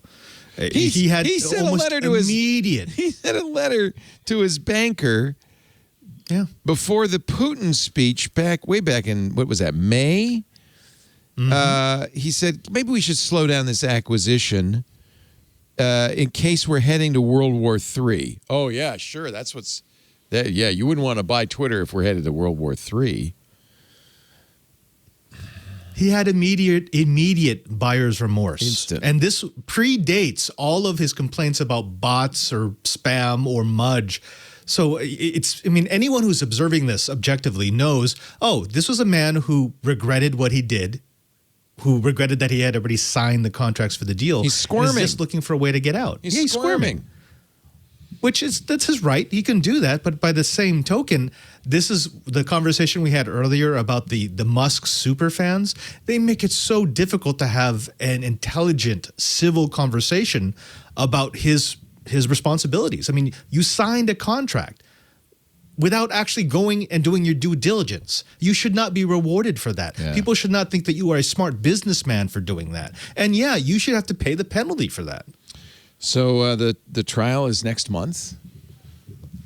We've been covering it. I'm kind of less and less motivated to talk about it. It's pretty clear at this point what happened. Elon, do you think at any point he genuinely wanted to buy Twitter? Or was First 5 minutes? For 5. It was very brief. Yeah. I think when he was getting all the accolades about how he was going to free Twitter, he thought it was a great idea. And then someone actually said, hey, you like way overpaid for that thing, right? Yeah. And then he started actually doing the numbers and realizing, I will never, ever make this back. Yeah. There's not a chance that Twitter will ever make this in revenue. All right. Yep. This all seems to be of a piece. Elizabeth Holmes, also squirming, as you may remember, she found guilty of defrauding investors with the Theranos scam. Now, first they asked the judge, just throw it out. The judge said no. No, I don't think so. We're getting close to sentencing's coming up. Now she says there's newly discovered evidence that the former lab director at Theranos regrets his testimony. He testified against her at the court. Adam Rosendorf regrets his testimony. He testified for several days in the trial. You may remember if you've been following this. Emphasized the pressure Theranos employees were under to demonstrate the faulty technology actually worked, even though it didn't. On the witness stand, he said, I felt that it was a question on my integrity as a physician not to remain there and to continue to bolster results I essentially didn't have faith in, et cetera, et cetera. Now her attorneys are claiming that Rosendorf called Elizabeth Holmes on August 8th, left a voicemail in a desperate bid, say the lawyers, to communicate he felt he had done something wrong, apparently in connection with Ms. Holmes' trial. So they're saying, you see, Judge, he regretted it. Now you should too. They want a retrial under Rule 33. We'll see. I think this is just more squirming. I don't think any amount of regret or retrials is going to negate the fraud. No. That occurred. Yeah, exactly. And the statements that this employee made don't touch on the fraud. He basically said he felt that they weren't interested in solving the problems. That's not the fraud. The fraud is that they were selling a product they knew that did not work. So his statements don't affect that at all. They might affect the degree to which someone would say that they were continuing and perpetuating the fraud, but that's not what she was convicted on. Her boyfriend, Sunny Balwani, also convicted. He's not squirming as hard, apparently. Sentencing for Elizabeth Holmes, which was scheduled for later this month, it was delayed till October 17th because they want to see how it goes with Elon and Twitter, I guess. I don't know. October 17th. That's the same day as the Elon trial begins. I mean, she could get 20 years. I doubt she will. Well, I mean, she defrauded a lot of very rich people. Yeah. And Yep. That's a good point. Out of a lot of money. Out of a lot yeah, of money. Exactly. A lot of money. Yeah, very I mean, if good. you're going to cheat people, make sure that they're poor and they don't have any legal recourse. Right. You don't cheat billionaires. Only cheap poor They'll people. get you. Only cheap poor people. Exactly. Yeah. Yeah. So a lot of cryptocurrency news. I think a lot of cryptocurrency experts would very much like it if the SEC would finally decide, is this a security? Are there going to be regulations? The latest is the Treasury is about to recommend issuing a digital dollar, but only if it's in the national interest. Well, that's good. You wouldn't want to do it if it's not. Have you ever seen the YouTube channel CoffeeZilla, Leo? No. He's great. Oh, he breaks down. Yeah, he breaks down crypto schemes and suits and just all the time. It is incredibly entertaining to watch and maddening at the same time. Mm-hmm. It's pretty nonstop, isn't it? Yes. Yeah. I mean, it's kind of the same thing as the whole SIM card thing we were talking about earlier, right? Like, wouldn't it be nice if you just didn't have to deal with physical money anymore? Although we kind of already don't. I feel like, I'm For the not most sure what a part. digital dollar means. I think they mean blockchain secured ledger wise as opposed to right, just, some sort of just- stable coin. Yeah, like type. I mean, today the fact that your money is in the bank is just a number in their database versus an actual, So really, they're saying decentralized ledger more than digital. I think that's what they mean by like a digital dollar. Okay. In that context. Yeah. That's interesting. I mean, that doesn't really replace the cryptocurrency function as a speculative Right. financial tool. That's the Right. power of crypto. That's why people get so enamored, because since it's not really tied to traditional banking, it can go as high or as low as people are willing to make it. It is a digital junk bond. So issuing a digital dollar doesn't really fix that problem or that advantage, if that's how you're looking at it. Right. So- Yeah. It's just a different form of a dollar in that context. But right? what Well, you are they wouldn't, trying to you know, fix? Like, if they're trying to fix getting I'm not more, sure. getting more money from us, then maybe it's a solution that they really want, because they've managed to do that over the last 5 decades amazingly well. It's just So a this new way to comes separate us from our money. This comes out of President Biden's executive order last March that said, "Give me some crypto recommendations." This went to multiple departments. The Treasury's document is not out yet, but they expected to say, digital dollar would work if it's in the national interest. It's like that's a non-recommendation. This fixes one specific thing that people wanted to use crypto for, and that was the ability to transfer around finances, resources very quickly and without regulation. The digital dollar gives them the ability to do that without having to use a super speculative tool, where I might buy X amount of Bitcoin, and by the time I've transferred it, it has risen or dropped 20% in value. A digital dollar, because it is backed by the Fed, is more like a stable coin. So it's going to maintain its value. It's pegged to the dollar, so it's just a non-physical dollar, which means you can count on all the traditional banking systems being able to calculate exactly how much it's going to cost to move it from point A to point B. But again, that does not fulfill any of the financial speculative tool features of cryptocurrency. And wouldn't it be regulated at that point as well?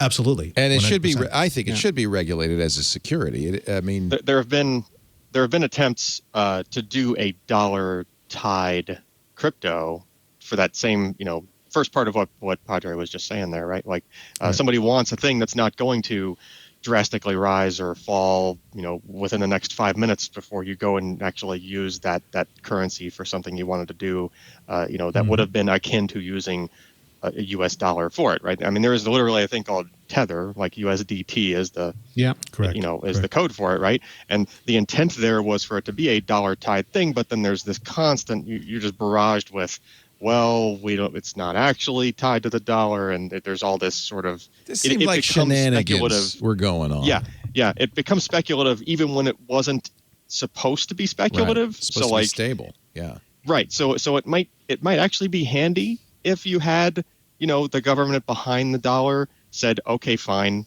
let's dispel with all of that speculation piece of if somebody wants a cryptocurrency that is actually tied to the dollar, the U.S. government would be the people to do that, right? Because the idea really is we could do this, and maybe their hope is, and that would get rid of all the others, maybe like I don't know. It would get rid of the stable coins. So the stable coins, which the other cryptos use to peg themselves to the dollar, would become redundant if the U.S. was actually creating a digital currency. Yeah. Correct. Yes. It would be the dollar. Yeah. And government banks all over the world have been looking at the idea of issuing digital coins, stable coins. They always would be tied to some sort of stable currency. Yeah. It does make sense. Right. Yeah. I mean, in the context of, if Biden asked for recommendations and that was one of them, I mean, I can see somebody making that. But for a normal person like me, does this change anything? I mean, there'd be a few less things that you thought would have been a stable coin that you might have. But I don't think about. I spend zero time. Thinking about stable coin. Yeah. Right. I think it's just potentially. I'm more like when I'm walking down Petaluma Boulevard, down Main Street, would I be jingling some digital coin in my pocket? No, because it's digital. Your digital wallet would. I pay for everything with my watch and phone. I haven't. It's just a dollar. It's just a dollar. It's already your digital dollar. It's already digital, isn't it? That's what's confusing to me. Yeah. It's just there would be a distributed ledger. Is that the idea? Watch CoffeeZilla, Leo. You'll really enjoy it. By the way, if you search on Google for Ethereum Merge, oh yeah, that's a thing. Google has now put a countdown up. 3 days, 2 hours, 37 minutes. Yep. We're counting down to the Ethereum Merge. This is Ethereum attempting to move from proof of work to proof of stake, a much lower use of energy to do its calculations. Oh, and by much lower, like, I'm not sure if 99% when this merge happens, it's like a ridiculous fraction of the. As far as I can tell, I'm no expert on this. It's the way a proof of work operates now is that all the miners get a chance to try to solve this problem. The first one who does gets the fee for the transaction, gets the reward. So that's why that's what's going on. That's why miners mine. Yeah. Miners, all those other calculations are wasted energy. Yeah, that's the problem. Miners, I think sometimes we think miners are mining for coin. They're not mining to create new coin. I mean, some might be. Mostly miners, when I guess maybe they're doing that too, but mostly what they're trying to do is put transactions into the ledger, into the blockchain, and a winning miner gets to do that and make some money. So that's what the whole mining thing is. Yeah, but all the other calculations wasted. So proof of stake roughly works the same way, except instead of saying, here's the problem, anybody work on it, they choose one person to work on it. That person, and they have some sort of lottery system, I guess, to choose it. That person solves the problem, makes the money. It considerably reduces the amount of energy. It's distributed among the stakeholders versus among the workers. Perfect. Just to put it simply, right? Does it solve any of the other problems of cryptocurrency? It actually adds a problem. Yeah. Because proof of stake is actually easier to fake than proof of work. So there was already an attack on a very I can't remember what was the name of the crypto, that blockchain's already gone. Someone borrowed enough of the cryptocurrency to have 50%. Oh, the 51% attack, yeah. Right. Mm-hmm. And then they basically rewrote the ledger to say, well, it's all coming to me. It's all mine now, baby. Yeah. Right. So that only happened because that particular cryptocurrency was super young and there wasn't that much stake, and you're not going to see that in high volume cryptocurrencies. But that is a possibility that if you're not looking for people who are trying to abuse the system, it is significantly easier to get that 50% plus one. Does it slow down the transactions? You only have one miner working on it at a time. No, because the difficulty goes to basically zero. Mm-hmm. So that's one thing it would help, because the speed of transactions has really gone up. Oh yeah, you could literally compute the next block in the chain for Ether on a smartphone. Okay. Good. So Yeah. proof of stake speeds up transactions. Does it reduce gas fees? Because that's the other problem. The cost of putting these transactions in the ledger can be so high as to make it pointless. The gas fees are based on throttling, like, because there can only be so much in a block, right? Mm-hmm. And so you're trying to you're trying to add too much data to the chain per unit time, right? Because each block is basically roughly a per unit time, right? The Ether blockchain tries to run at a constant, a fixed rate, right? And it tries to regulate itself. Right now, it regulates itself by adjusting the difficulty, Right. In the future, it doesn't need to do that. It just does it by other means. But for now, it's just make it harder or easier to figure out the next block, right? The next answer, the next solution to the next block, right? But the gas fees would still have to exist for the sake of regulating just the data rate on the chain, right?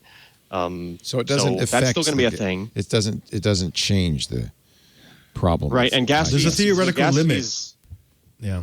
Gas fees get burned, and there's going to be fewer block rewards now since there's not going to be mining, right? Mm-hmm. Which actually means that the amount of ether that exists is going to decrease over time, eventually. Oh, Right. interesting. Okay. Yeah, there will be fewer. So instead of making more, Isn't there that will be fewer. inflationary? Does that not make it inflationary? I mean, I don't know to what degree. It depends on how much gas fees get piled up and everything else Right. that works as a thing to make ether go away, right? Go into the ether. So this I is guess. sounds mostly like a good idea, but there are things that could go wrong, and there are plenty of people who make money as Bitcoin miners who think this is a terrible idea. And they, Well, yeah, I mean, you're gonna have proposed a those people fork. that have. Yeah, there's going to be people that have invested insane amounts of money into hardware, and they want to keep, using that investment. It's good for those of us who are trying to buy GPUs, but but so their ETH will almost certainly fork. They have been, just like NASA tests before they launch a rocket. They've been doing tests of the merge. The 13th and final shadow fork executed today. I don't know what I'm saying. With no apparent issues. Actually, that was September 9th. So the forks have worked. So it could be a disaster, but it looks like all signs point to a positive change. The merge. Are you saying it's like the good place and we're all forked, Leo? We're all forked. We may be forked. The Ethereum mainnet's 13th shadow fork went live earlier on the 9th without a hitch. So it looks like everything's going to be good. It'll be fine. It'll be fine. What could possibly go wrong? All right. Meanwhile, the value of ETH has been going up over the last few weeks. I think people see this as a positive. I don't know what could go wrong because Padre won't let me see the books that tell us. That's right. Yeah. It's been That's in the foretold. archives. Yeah. We've got all the predictions. We know exactly what's going to happen. And lo, they forked the ETH. Yes. All right. Next week, we are going to get some financial experts on to talk about the merge and what happened. I feel like They'll tell us how bad our discussion was bad it was. immediately. Yeah. how bad we did, I'm sure. Yeah. This is like the Elon Musk conversation. If you don't show enough loyalty to cryptocurrency, you certainly are going to be an outcast. But All right, Leo. What do you want to know about this Optane stuff? Optane. Let's get it over with. So Intel, I remember, boy, I was excited when Intel announced what would they call it? Not CrossFit, Crosspoint. Crosspoint. CrossFit.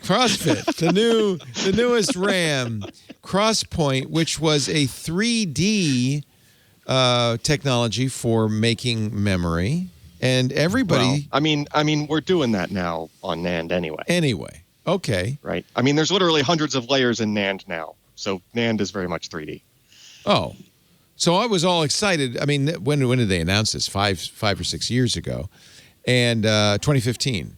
And they branded it Optane, and the promise of it was what? Faster, cheaper? What was the hope for 3D Crosspoint? So cheaper than RAM, right? That was the idea. Cheaper than basically it sat in between RAM and traditional solid state storage. And that's how As far Intel as- has been selling Optane, which is it RAM? Is it solid state? Yes. Yeah, they've been selling. Well, they were selling both types of devices, Yes, right? it's both. There was a DIMM form factor that was sort of sit alongside the RAM in a server, and you can make a very large memory pool where the DRAM is actually like a caching layer on top of the Optane DIMMs, which were sort of the memory pool, if you would, right? But slower than what DRAM was, obviously, because there's always a catch, right? You can't get something for nothing. So that was one solution, and then the other solution was you take the same chips, or basically the same chips, and you stick them behind a SSD controller and connect it to PCIe, and now you have a drive. Now you have a regular drive, right? So they were covering both types of forms there, right? But there was just someday there's going to be like a Harvard Business School study or some kind of like somebody's at some point is going to have to put something together that just sort of covers here's all of the things that were against it. This is my question. Is it a market problem or a technology problem that killed Optane? It was kind of a little bit of everything. Oh. In my opinion, at least, right? You had just sort of the fundamentals, right? You had this thing that was so much faster than what was there traditionally as far as the SSD twice as side fast went. as regular SSDs. It's like doubling the speed. Oh, right? way faster than double. Even more. Oh yeah, the latency when the Optane devices came out, the latency was roughly like the read latency was like 1/10 of a regular SSD. Wow. Right, but speaking as far as like, well, how does that impact the whole system? Right? If you make a thing that just goes 10 times as fast, suddenly the bottleneck shifts anywhere it's else. Now an that IO bottleneck. Yeah, well, it's everything other than the IO, right? Like it's if you can make the IO 1/10 the speed or 1/10 the time to complete, then all of a sudden, if there was any other bottleneck or any other inefficiency, even with be it with the kernel, the software, the application trying to access the thing, right? It sort of shifted the burden everywhere else all of a sudden. And it was a matter of, well, how fast can you possibly make an SSD, like a PCIe SSD that plugs into the system? And there is sort of a glass ceiling there where it's like, well, the controller can only go so fast. Just to negotiate to communicate on the PCI bus takes a few microseconds, right? So if you have a thing that can operate in 10 or fewer microseconds, and the PCI, just speaking PCI Express consumes, say, I don't know, a third or half of that, right? Like, what was previously a very small fraction of a regular traditional SSD response time was now very significant, right? And so when you combined all that stuff together, just that's just only speaking to the point of how much faster was the user experience for it in the SSD form factor, right? So it took literally years for everything else to sort of progress and for other pieces of the puzzle there to become faster around those devices in order for the system to shine more and more, because of those devices, right? So it was just ahead of its time. Why not keep it around until there was so much more just working against it, really, the whole time, right? And there was also the price was high, right? Did it make sense? But if it's 2.5 times faster, I don't care if it's twice as expensive, right? Right, and granted, there were still people, right near the end, there was the last SSD that Intel made that had Optane in it, like traditional SSD wise, was a P5800X. That's just a fire-breathing SSD, right? The thing was just super fast. For the first time, they had shifted to previously the controllers were even a bottleneck, because in order to take most advantage of the low latencies, they sort of had to kneecap themselves on what was the highest throughput you could get from the device, right? So the earlier Optane devices couldn't even saturate Gen 3 PCI Express, right? You have a bus that should go nearly 4 gig per second, but the devices were only going 2, right? So and actually, Leo, I think you had like a 900p at one point, right? That drive would only do 2.2 or 2.4 gig per second.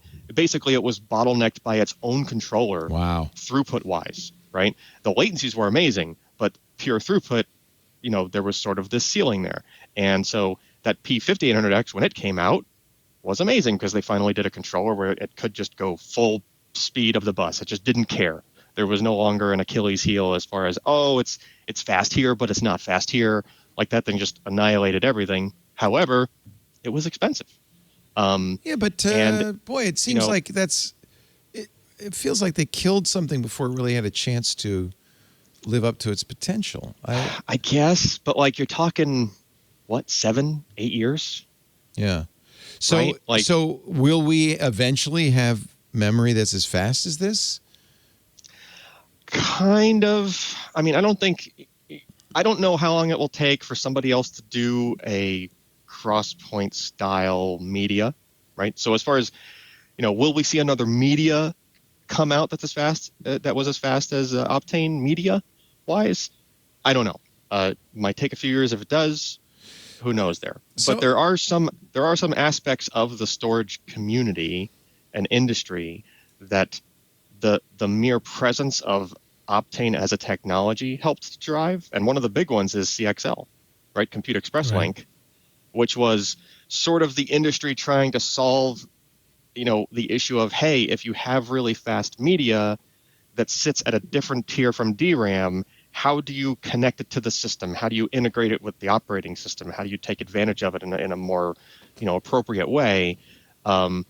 The funny thing about this is if CXL just appeared out of nowhere, say 7 years ago, Intel would probably have not announced, stopping Crosspoint, right? It probably would have been profitable because there was just this easy, here's this better way to connect it to the system and take full advantage of it, right? But that wasn't there. It was this big chicken and the egg dilemma of what the about technology. something like Apple's doing with the, or the Xbox with unified memory? Then you don't have to worry about the bus so much, right? What if we put you it still all have to on worry chip? about.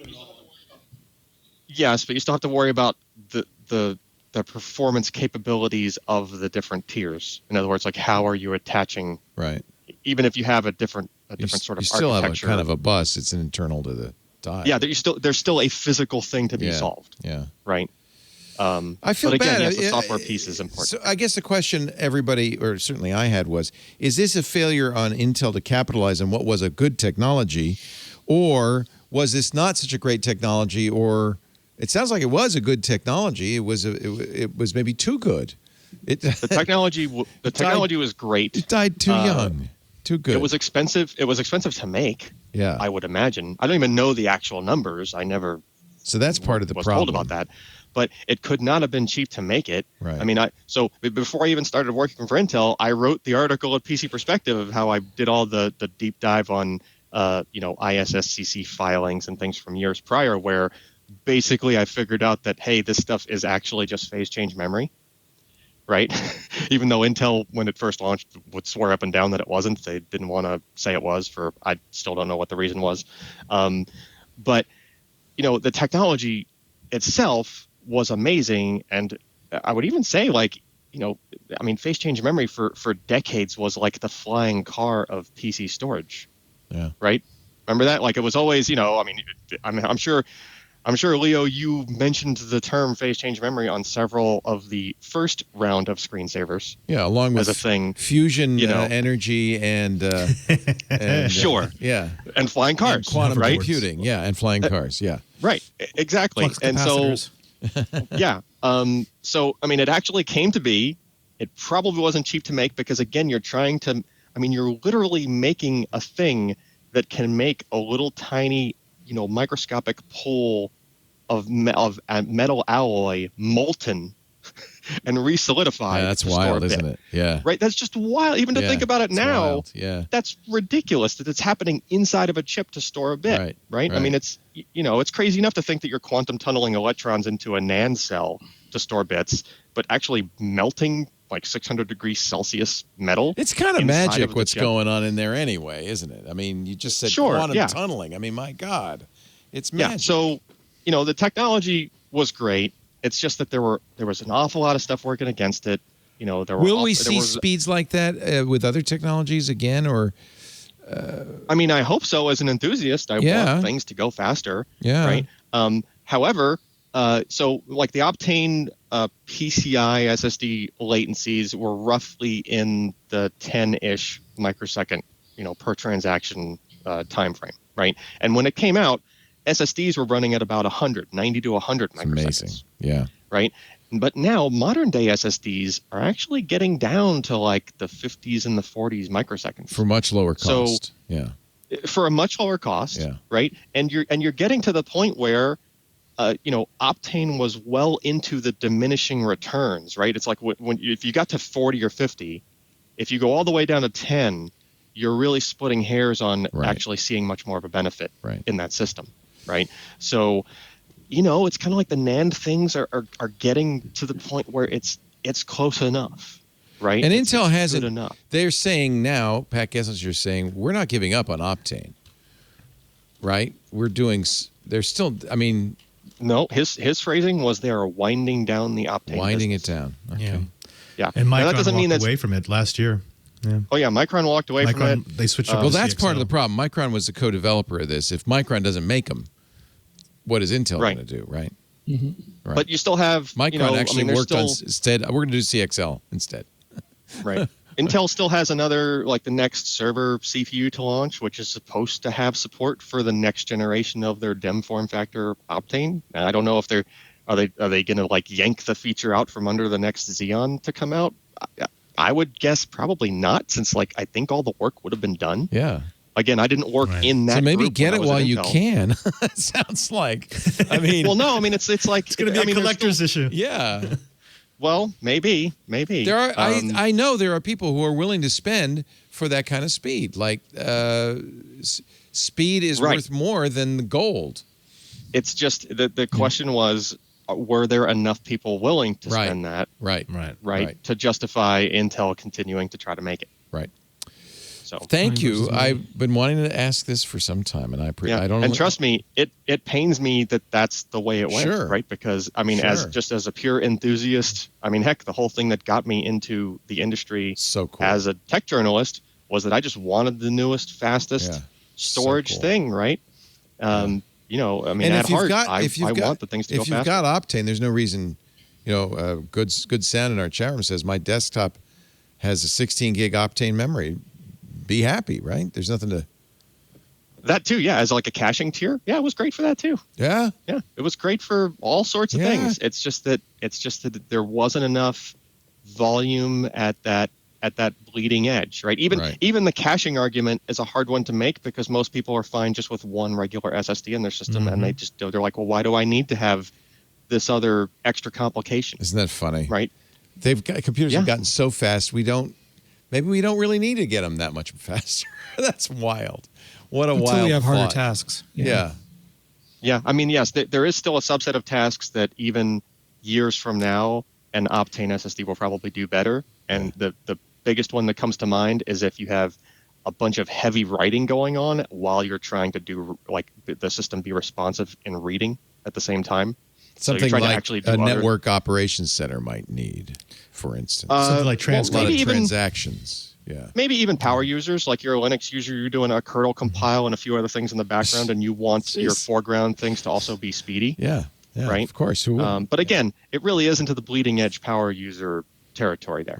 Right. You really got to be pushing the system pretty hard to see those advantages.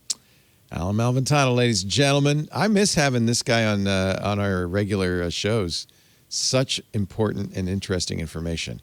I appreciate it. Maybe it felt like an old Twitch episode. It did, didn't it? Kind of nice. It's back, baby. Twitch is back. Yeah. Thank you, Alan. I appreciate it. Hey, let's take one final break. Some silly stuff to wrap it up coming up in just a second. Guess who this show is brought to you by? Worldwide Technology and Intel. How about that? I did not plan this. WWT is at the frontier of innovation. I'm really impressed with WWT. We went out right before COVID to St. Louis to visit, to see the Advanced Technology Center. That is an amazing thing. The ATC is a research and testing lab, probably the last great research and testing lab in the world that brings together technologies from all the leading OEMs. More than $500 million worth of equipment invested in the lab. Yes, there's Optane there. In fact, the ATC offers hundreds of on-demand and schedulable labs featuring solutions that include technologies like Intel Xeon scalable processors, Intel Optane persistent memory, Optane SSDs, and others representing the latest in multi-cloud architecture and security and networking, primary and secondary storage, data analytics and AI, DevOps, and so much more. In fact, I vividly remember the Optane units sitting in the rack. They looked so cool. So cool. WWT's engineers, I talked to them, the engineers that work in the labs. They use the Advanced Technology Center to spin up proofs of concepts, to learn about technologies, to integrate technologies so that when they deliver to you as a customer, they are giving you the best solutions. They really help you get exactly what you need. They also use the labs to cut evaluation time down from months to weeks. But here's the great thing. You can use the ATC too. You can test out products and solutions before you go to market. You can access technical articles, expert insights, demonstration videos, white papers, hands-on labs, and other tools that help you stay up to date with the latest technology. The ATC, it's not just a physical lab space at WWT. It's virtualized. You can access it anytime, anywhere in the world. All you have to be is a member of the ATC platform, and it's free to join. While exploring the ATC platform, make sure to check out the great events WWT puts on. We did an event out there. It was so much fun. Communities, too, that are all working towards the same goal of learning about the latest technology trends and how to integrate them into business. Because the thing that WWT really stands for, and I really appreciate, is they understand that technology is there to serve your business strategy. And so it's strategy first, but they're the ones that can integrate. You'll learn everything you need at the Advanced Technology Center at WWT. Whatever your business needs, WWT can deliver scalable, tried and tested, tailored solutions. WWT brings strategy and execution together to make a new world happen. Learn more about WWT, the ATC, to gain access to all those free resources. To join the platform, visit wwt.com/twit. This is a must for anybody who uses enterprise technologies. Create an account on the ATC platform. Costs you nothing. wwt.com/twit. We had a fun week this week on Twit. We've made a little mini movie for you. Benito, fire up the projector. I don't know, whatever it is you do. Everybody, clap. My hands are still sore from that concert. Every other song, they said, put your hands together. Thank you very much. Previously on Twit.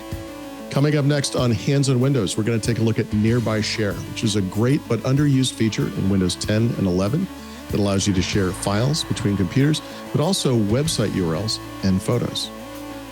This week in Enterprise Tech. Today we have Microsoft's Steve Katay. He's Senior Director of Azure Space. We decided that Microsoft didn't need to build and launch its own satellites, but rather partner with others who do and bring our unique strengths and our capabilities and bring them together with these different space companies to do new and innovative projects. Twit News. We're calling it the Dynamic Island. We've designed this new space to be I highly think that's where Larry adaptive. Page wanted to move. So now, look at this. You receive an alert. The Dynamic Island expands wow. to Yeah, see. If you're in. I like that. This works That across the is entire so system clever. for things like confirming your If you're AirPods stuck are with it, connected. you may as well lean into it. Twit. It's a lean into it, exactly. That was a lot of fun doing that Apple event, I have to say. And we're going to be, are they playing some Motley Crue there? I don't know, it feels like. I'm looking forward to October 6th, the Google event. We'll be covering that live. Jason Howell will be there, Ron Richards. I might pop in over my morning coffee. It should be very interesting. October 6th, 7 a.m. Pacific time. Happy birthday, Atari 2600. September 11th, 1977, 45, as old as Jason Howell. Yeah, I was about to ask. Is that the same exact day? I don't know. Jason, it is, I think. The Atari video, this to me, the reason I'm excited is this was what got me into computing, really. I spent a lot of quarters at Chuck E. Cheese Pizza Time Theater playing Battlezone on the big old Atari arcade machine. I thought, if I just put some of those quarters towards buying one of these, I could play it at home. Of course, I got it home and realized these games are crap. It's kind of a little bit on the crap side, but it was still cool. Yeah. Yeah. That's when I bought the Atari 400, then replaced it later with the 800. And, well, the rest is history. I got it 1 year after I got into radio. I got the Atari 2600. So happy. Nice. I mean, it was a monumental moment for geeks. You bet. I mean, yes, the quality was terrible, but you could play it at home. You could play it anytime you wanted, and you could buy cartridges and change the game on you can do that in the arcade. It was better than Pong. And then yeah, it was. It was about as good as Pong.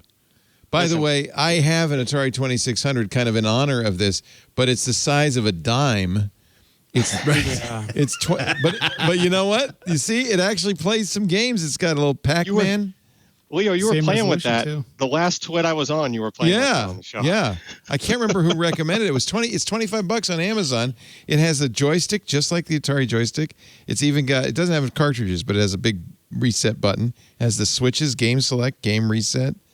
So that's kind of cool. Listen, one of my memories from when I was little. One of my memories from when I was little was like our neighbor or somebody was over and she rolled over the score on Space Invaders. Oh wow! And listen, that was that's like you're getting the other people in the apartment to come and see. She just rolled over the score. Yeah. It was like such a huge deal. Space Invaders was a great game. Actually, that was a great game. So this little mini one has Breakout, Tempest, Centipede, Combat, Pong, Warlords, Missile Command, Millipede, Asteroids, and Pac-Man. I mean, $25. Is it just as horrible as it was before? Yeah, it's actually pretty good. Yeah, I mean, look, Pac-Man, there's not a lot of processing power in this, but I mean, this has the same, I'm sure, probably more processing power than the original 2600 45 years ago. So somebody in the past few years went back and fixed ET. Yes, the ET game was notorious for being horrible, and somebody fix it. Somebody they made patches to it to fix the really bad parts. I mean, it's still probably not a great game, but they fixed the annoying bad parts of the code. They actually sort of debugged. The game was programmed as if they sent someone to watch the movie and describe to them what the movie was about. There's no connection between the game and the movie. They never released it. In fact, they buried all the cartridges in a landfill. I have an ET cartridge here, actually. A listener brought me one. Yeah.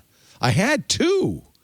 And I gave one to one of our contributors. A guy who did a show for us was talking about it. And I said, well, would you like would you like a copy? You can play it on your 2600.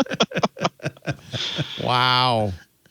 Ocean shipping rates have plunged 60% this year. So if you've been thinking about bringing over a container, maybe on your way home, put some of those Vatican Library books in there. Cost you a lot less. Price didn't go up. Is that drop partially artificial because they were so high the year prior? Yeah, probably. Very. Right? Very. So I didn't know this, but the Wall Street Journal says it costs to ship a 40-foot container from China to the West Coast about $5,400 a box, down from $9,000 in January. Because everything spiked when you had a big container ship sideways in a canal and peaked at more than $20,000 at one point. So here's the graph. February 2020, we're still not down to that point. We're still, yeah. It was in February 2020. It was $1,400. Imagine that. No wonder we had so many, tchotchkes, Chinese tchotchkes. That was nothing. Went all the way up to 20,000. That was the peak in late last year, October, September last year, about a year ago. Well, that explains some of the prices being high on stuff. Yeah, there's a source of inflation right there. Yeah. So it's come down, but it's still not at the level pre-pandemic levels. Pre-pandemic was $1,400. Wow.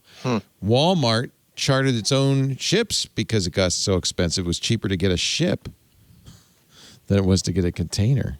I said, forget that. We're going to do it ourselves. So I don't know if this will help inflation or help keep costs down, but I thought that was an interesting story. Instagram fined $400 million because they gave up kids' data. This is the Ireland privacy regulator, data privacy regulator. $402 million against Instagram due to their handling of children's data. Do you think it'll get any better? No. They're going to appeal that, of course. Yeah. Doesn't Instagram have something where you're supposed to be so old to be, So the investigation allowed on there? focused on users between the age of 13 and 17. And the U.S. COPPA says under 13. So this was kids that were legal in the U.S. The investigation focused on child users between the age of 13 and 17 who were allowed to operate business accounts. Oh, well. So fancy. What's wrong with that? Which facilitated the publication of the user's phone number and or email address. So these are kids who wanted to be influencers. I think this is great. Yeah. If a 13-year-old says, I want to start my business on Facebook, for crying out loud, let them. That's not a privacy They need issue. money for their containers. Yeah, how are they going to pay for the containers? There is a new search engine. I don't know how many of you, when you're doing a search, instead of searching Google, search Reddit, or you add site reddit.com to your search. Oh, I do. Yeah. It depends on what it is. I don't use Google. Reddit, I only use Bing. Especially if you're searching for products. Use Bing. What's wrong with it? Does it actually use Bing. and it actually works? There is honest to goodness, I've been using Bing for years. It's Bing's primary. pretty bad for some of the searches I try to do. Usually for certain kind of technology things, like I still use Google. You just won't get the result. The top of the page on Google is often now wasted with knowledge graphs and videos from YouTube. Sure, I love YouTube. Nothing wrong. I with just YouTube. use YouTube. Yeah, I was about to say. Just search YouTube. Reddit. So this is a new search engine, Luria, LOORIA.com, that actually scrapes Reddit to find the favorite products in many of the Reddit groups. So I just thought I'd pass that along to you. Most discussed products on cycling or e-bikes or earbuds or headphones. Sometimes it's a little, depends on the subreddit. Some subreddits are infested with spammers and companies, frankly, trying to improve or just toxicity. Yeah, or toxicity. So, but hey, I think an interesting idea for search engine. LOORIA.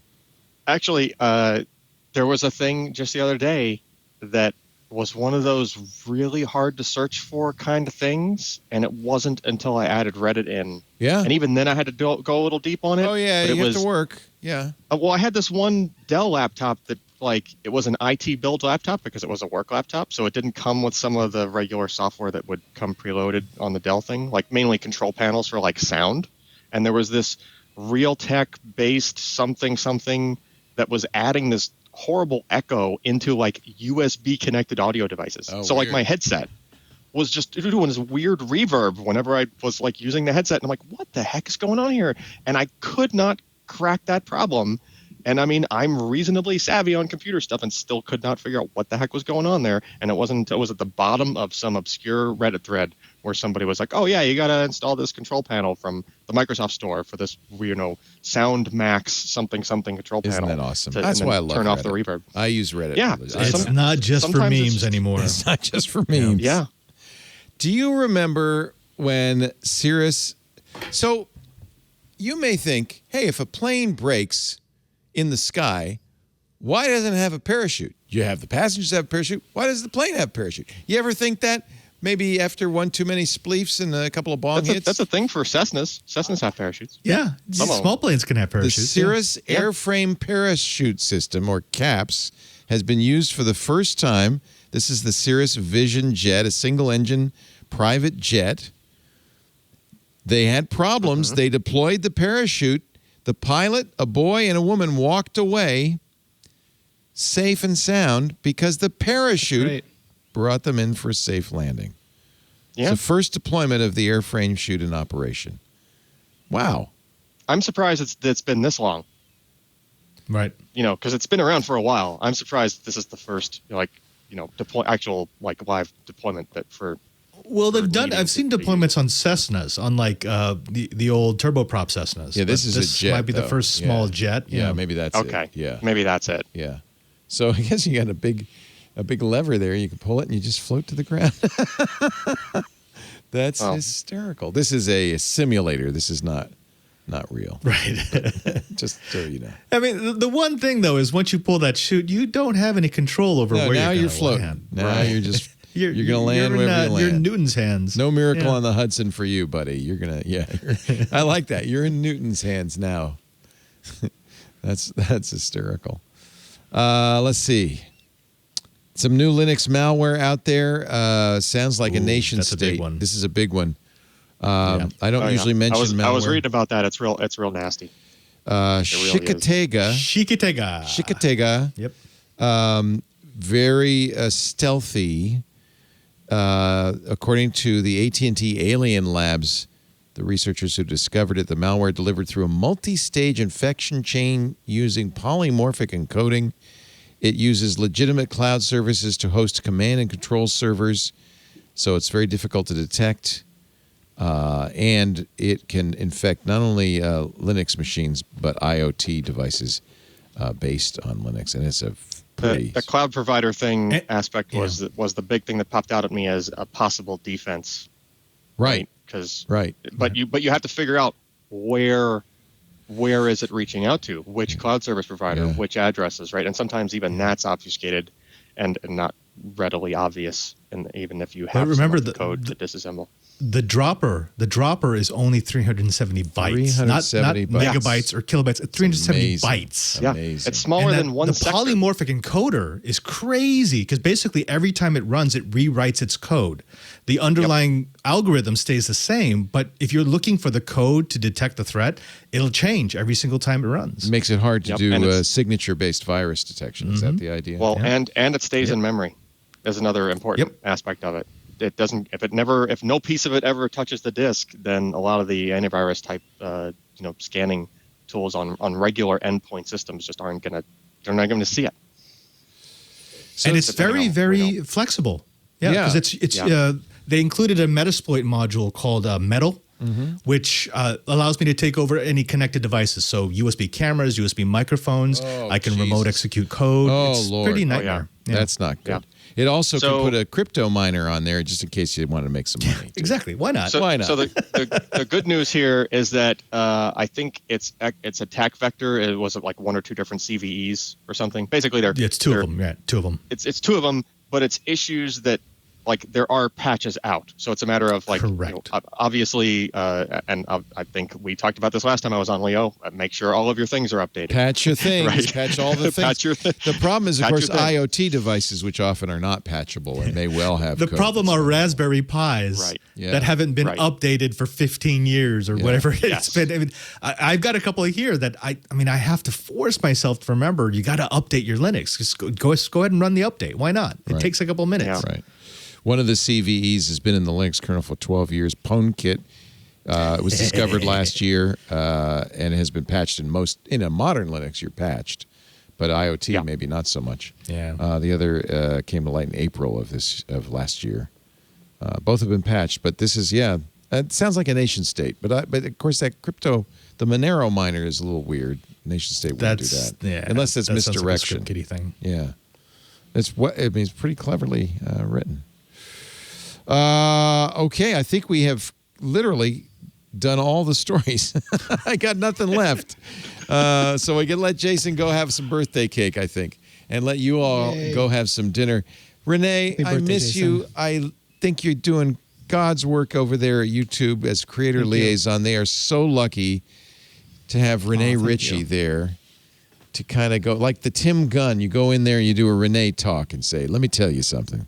As a YouTuber, it's an amazing team. I am continually impressed by just how much they care about creators and viewers, and almost all the discussions are about how we can best serve as many of them as possible. Yeah, that's great. YouTube.com/Renee Ritchie once a week, and at Renee Ritchie on Twitter. And I just hope we see you again soon. Absolutely. Miss you terribly, but it's great to hear from you. Likewise. I thought, man, if we can get Renee on for this show, that would be pretty cool. So now that I know I can get you, that's great. Yeah. Same for you, Alan Malventano, no longer at Intel, now at Solidigm, still studying SSDs, and as you probably could tell, kind of an expert, and our favorite submariner. Thank you for being here, Alan. I keep bringing up the submarines. I love the submarines. You're the only guy I know who's ever been on a submarine for real. So that's cool. Goodness. That's just cool. And Skips. And then there's Padre literally doing God's work. Yeah, he's actually doing God's work. Well, I'm actually just like Renee. We do cater to creator. The creator. You only have the creator liaison. A single customer, but he's a big wig. He's an influencer, I would say. DigitalJesuit.com, Padre SJ. So great to see you. I miss you. I miss you all. This is fun. Let's get the OGs in here for a twit. I really appreciate it. We do twit every Sunday around 2 p.m. Pacific, 5 p.m. Eastern, 2100 UTC. Please join us. You can watch us do it live, so you see all the mistakes, all the fumbles, all that stuff at twit.tv/live. If you're watching live, chat live. The IRC is open all day and all night, but it usually gets a little more exciting during shows. irc.twit.tv. That's open to all. Of course, we also have a club. The club Twit is really a great place to get together in our Discord. I've become a huge fan of Discord. Club Twit is the place to be, if you ask me. We talk about not only the shows, but all sorts of other things going on, including coding and ham radio and books and comics. We've got Stacy's Book Club coming up. We've got other events planned in there. And we also use the club to subsidize new shows. So you saw Hands on Windows with Paul Thurrott. We do Hands on Mac with Micah Sargent. We do the Untitled Linux show with Jonathan Bennett and Rob Campbell. We also do Stacy's Book Club. We do the GizFizz. All of those are subsidized by club members because they're either too new or too small to have advertising. So the club members subsidize that with their money. You also get ad-free versions of all the shows because you're contributing, so we don't need to show you ads. You don't even get this ad. And you'll also get access to the Twit Plus feed, which has the Hands on Mac, Hands on Windows, and lots of other stuff that doesn't make it to the public podcasts. And all of that, that's a lot for $7 a month. That is a good deal. There's yearly plans, there's enterprise plans. Find out more. And you can buy some shows individually ad-free for $2.99 a month if you just want to subscribe to those. All of that at twit.tv/clubtwit. This show appears along with all the other ad-supported shows on our website as soon as it's done, twit.tv. There's also a YouTube channel for it and all of our other shows. Each of them has their own channel, plus the main Twit channel, youtube.com/twit. And there's also, of course, and probably the best way to get it, a podcast feed. Subscribe in your favorite podcast player. You'll get it the minute it's available, just in time for your Monday morning commute. Now, I think easily the longest-running tech podcast in the world in our 18th year. Thanks for joining me. We'll see you next time. Another Twit is in the can.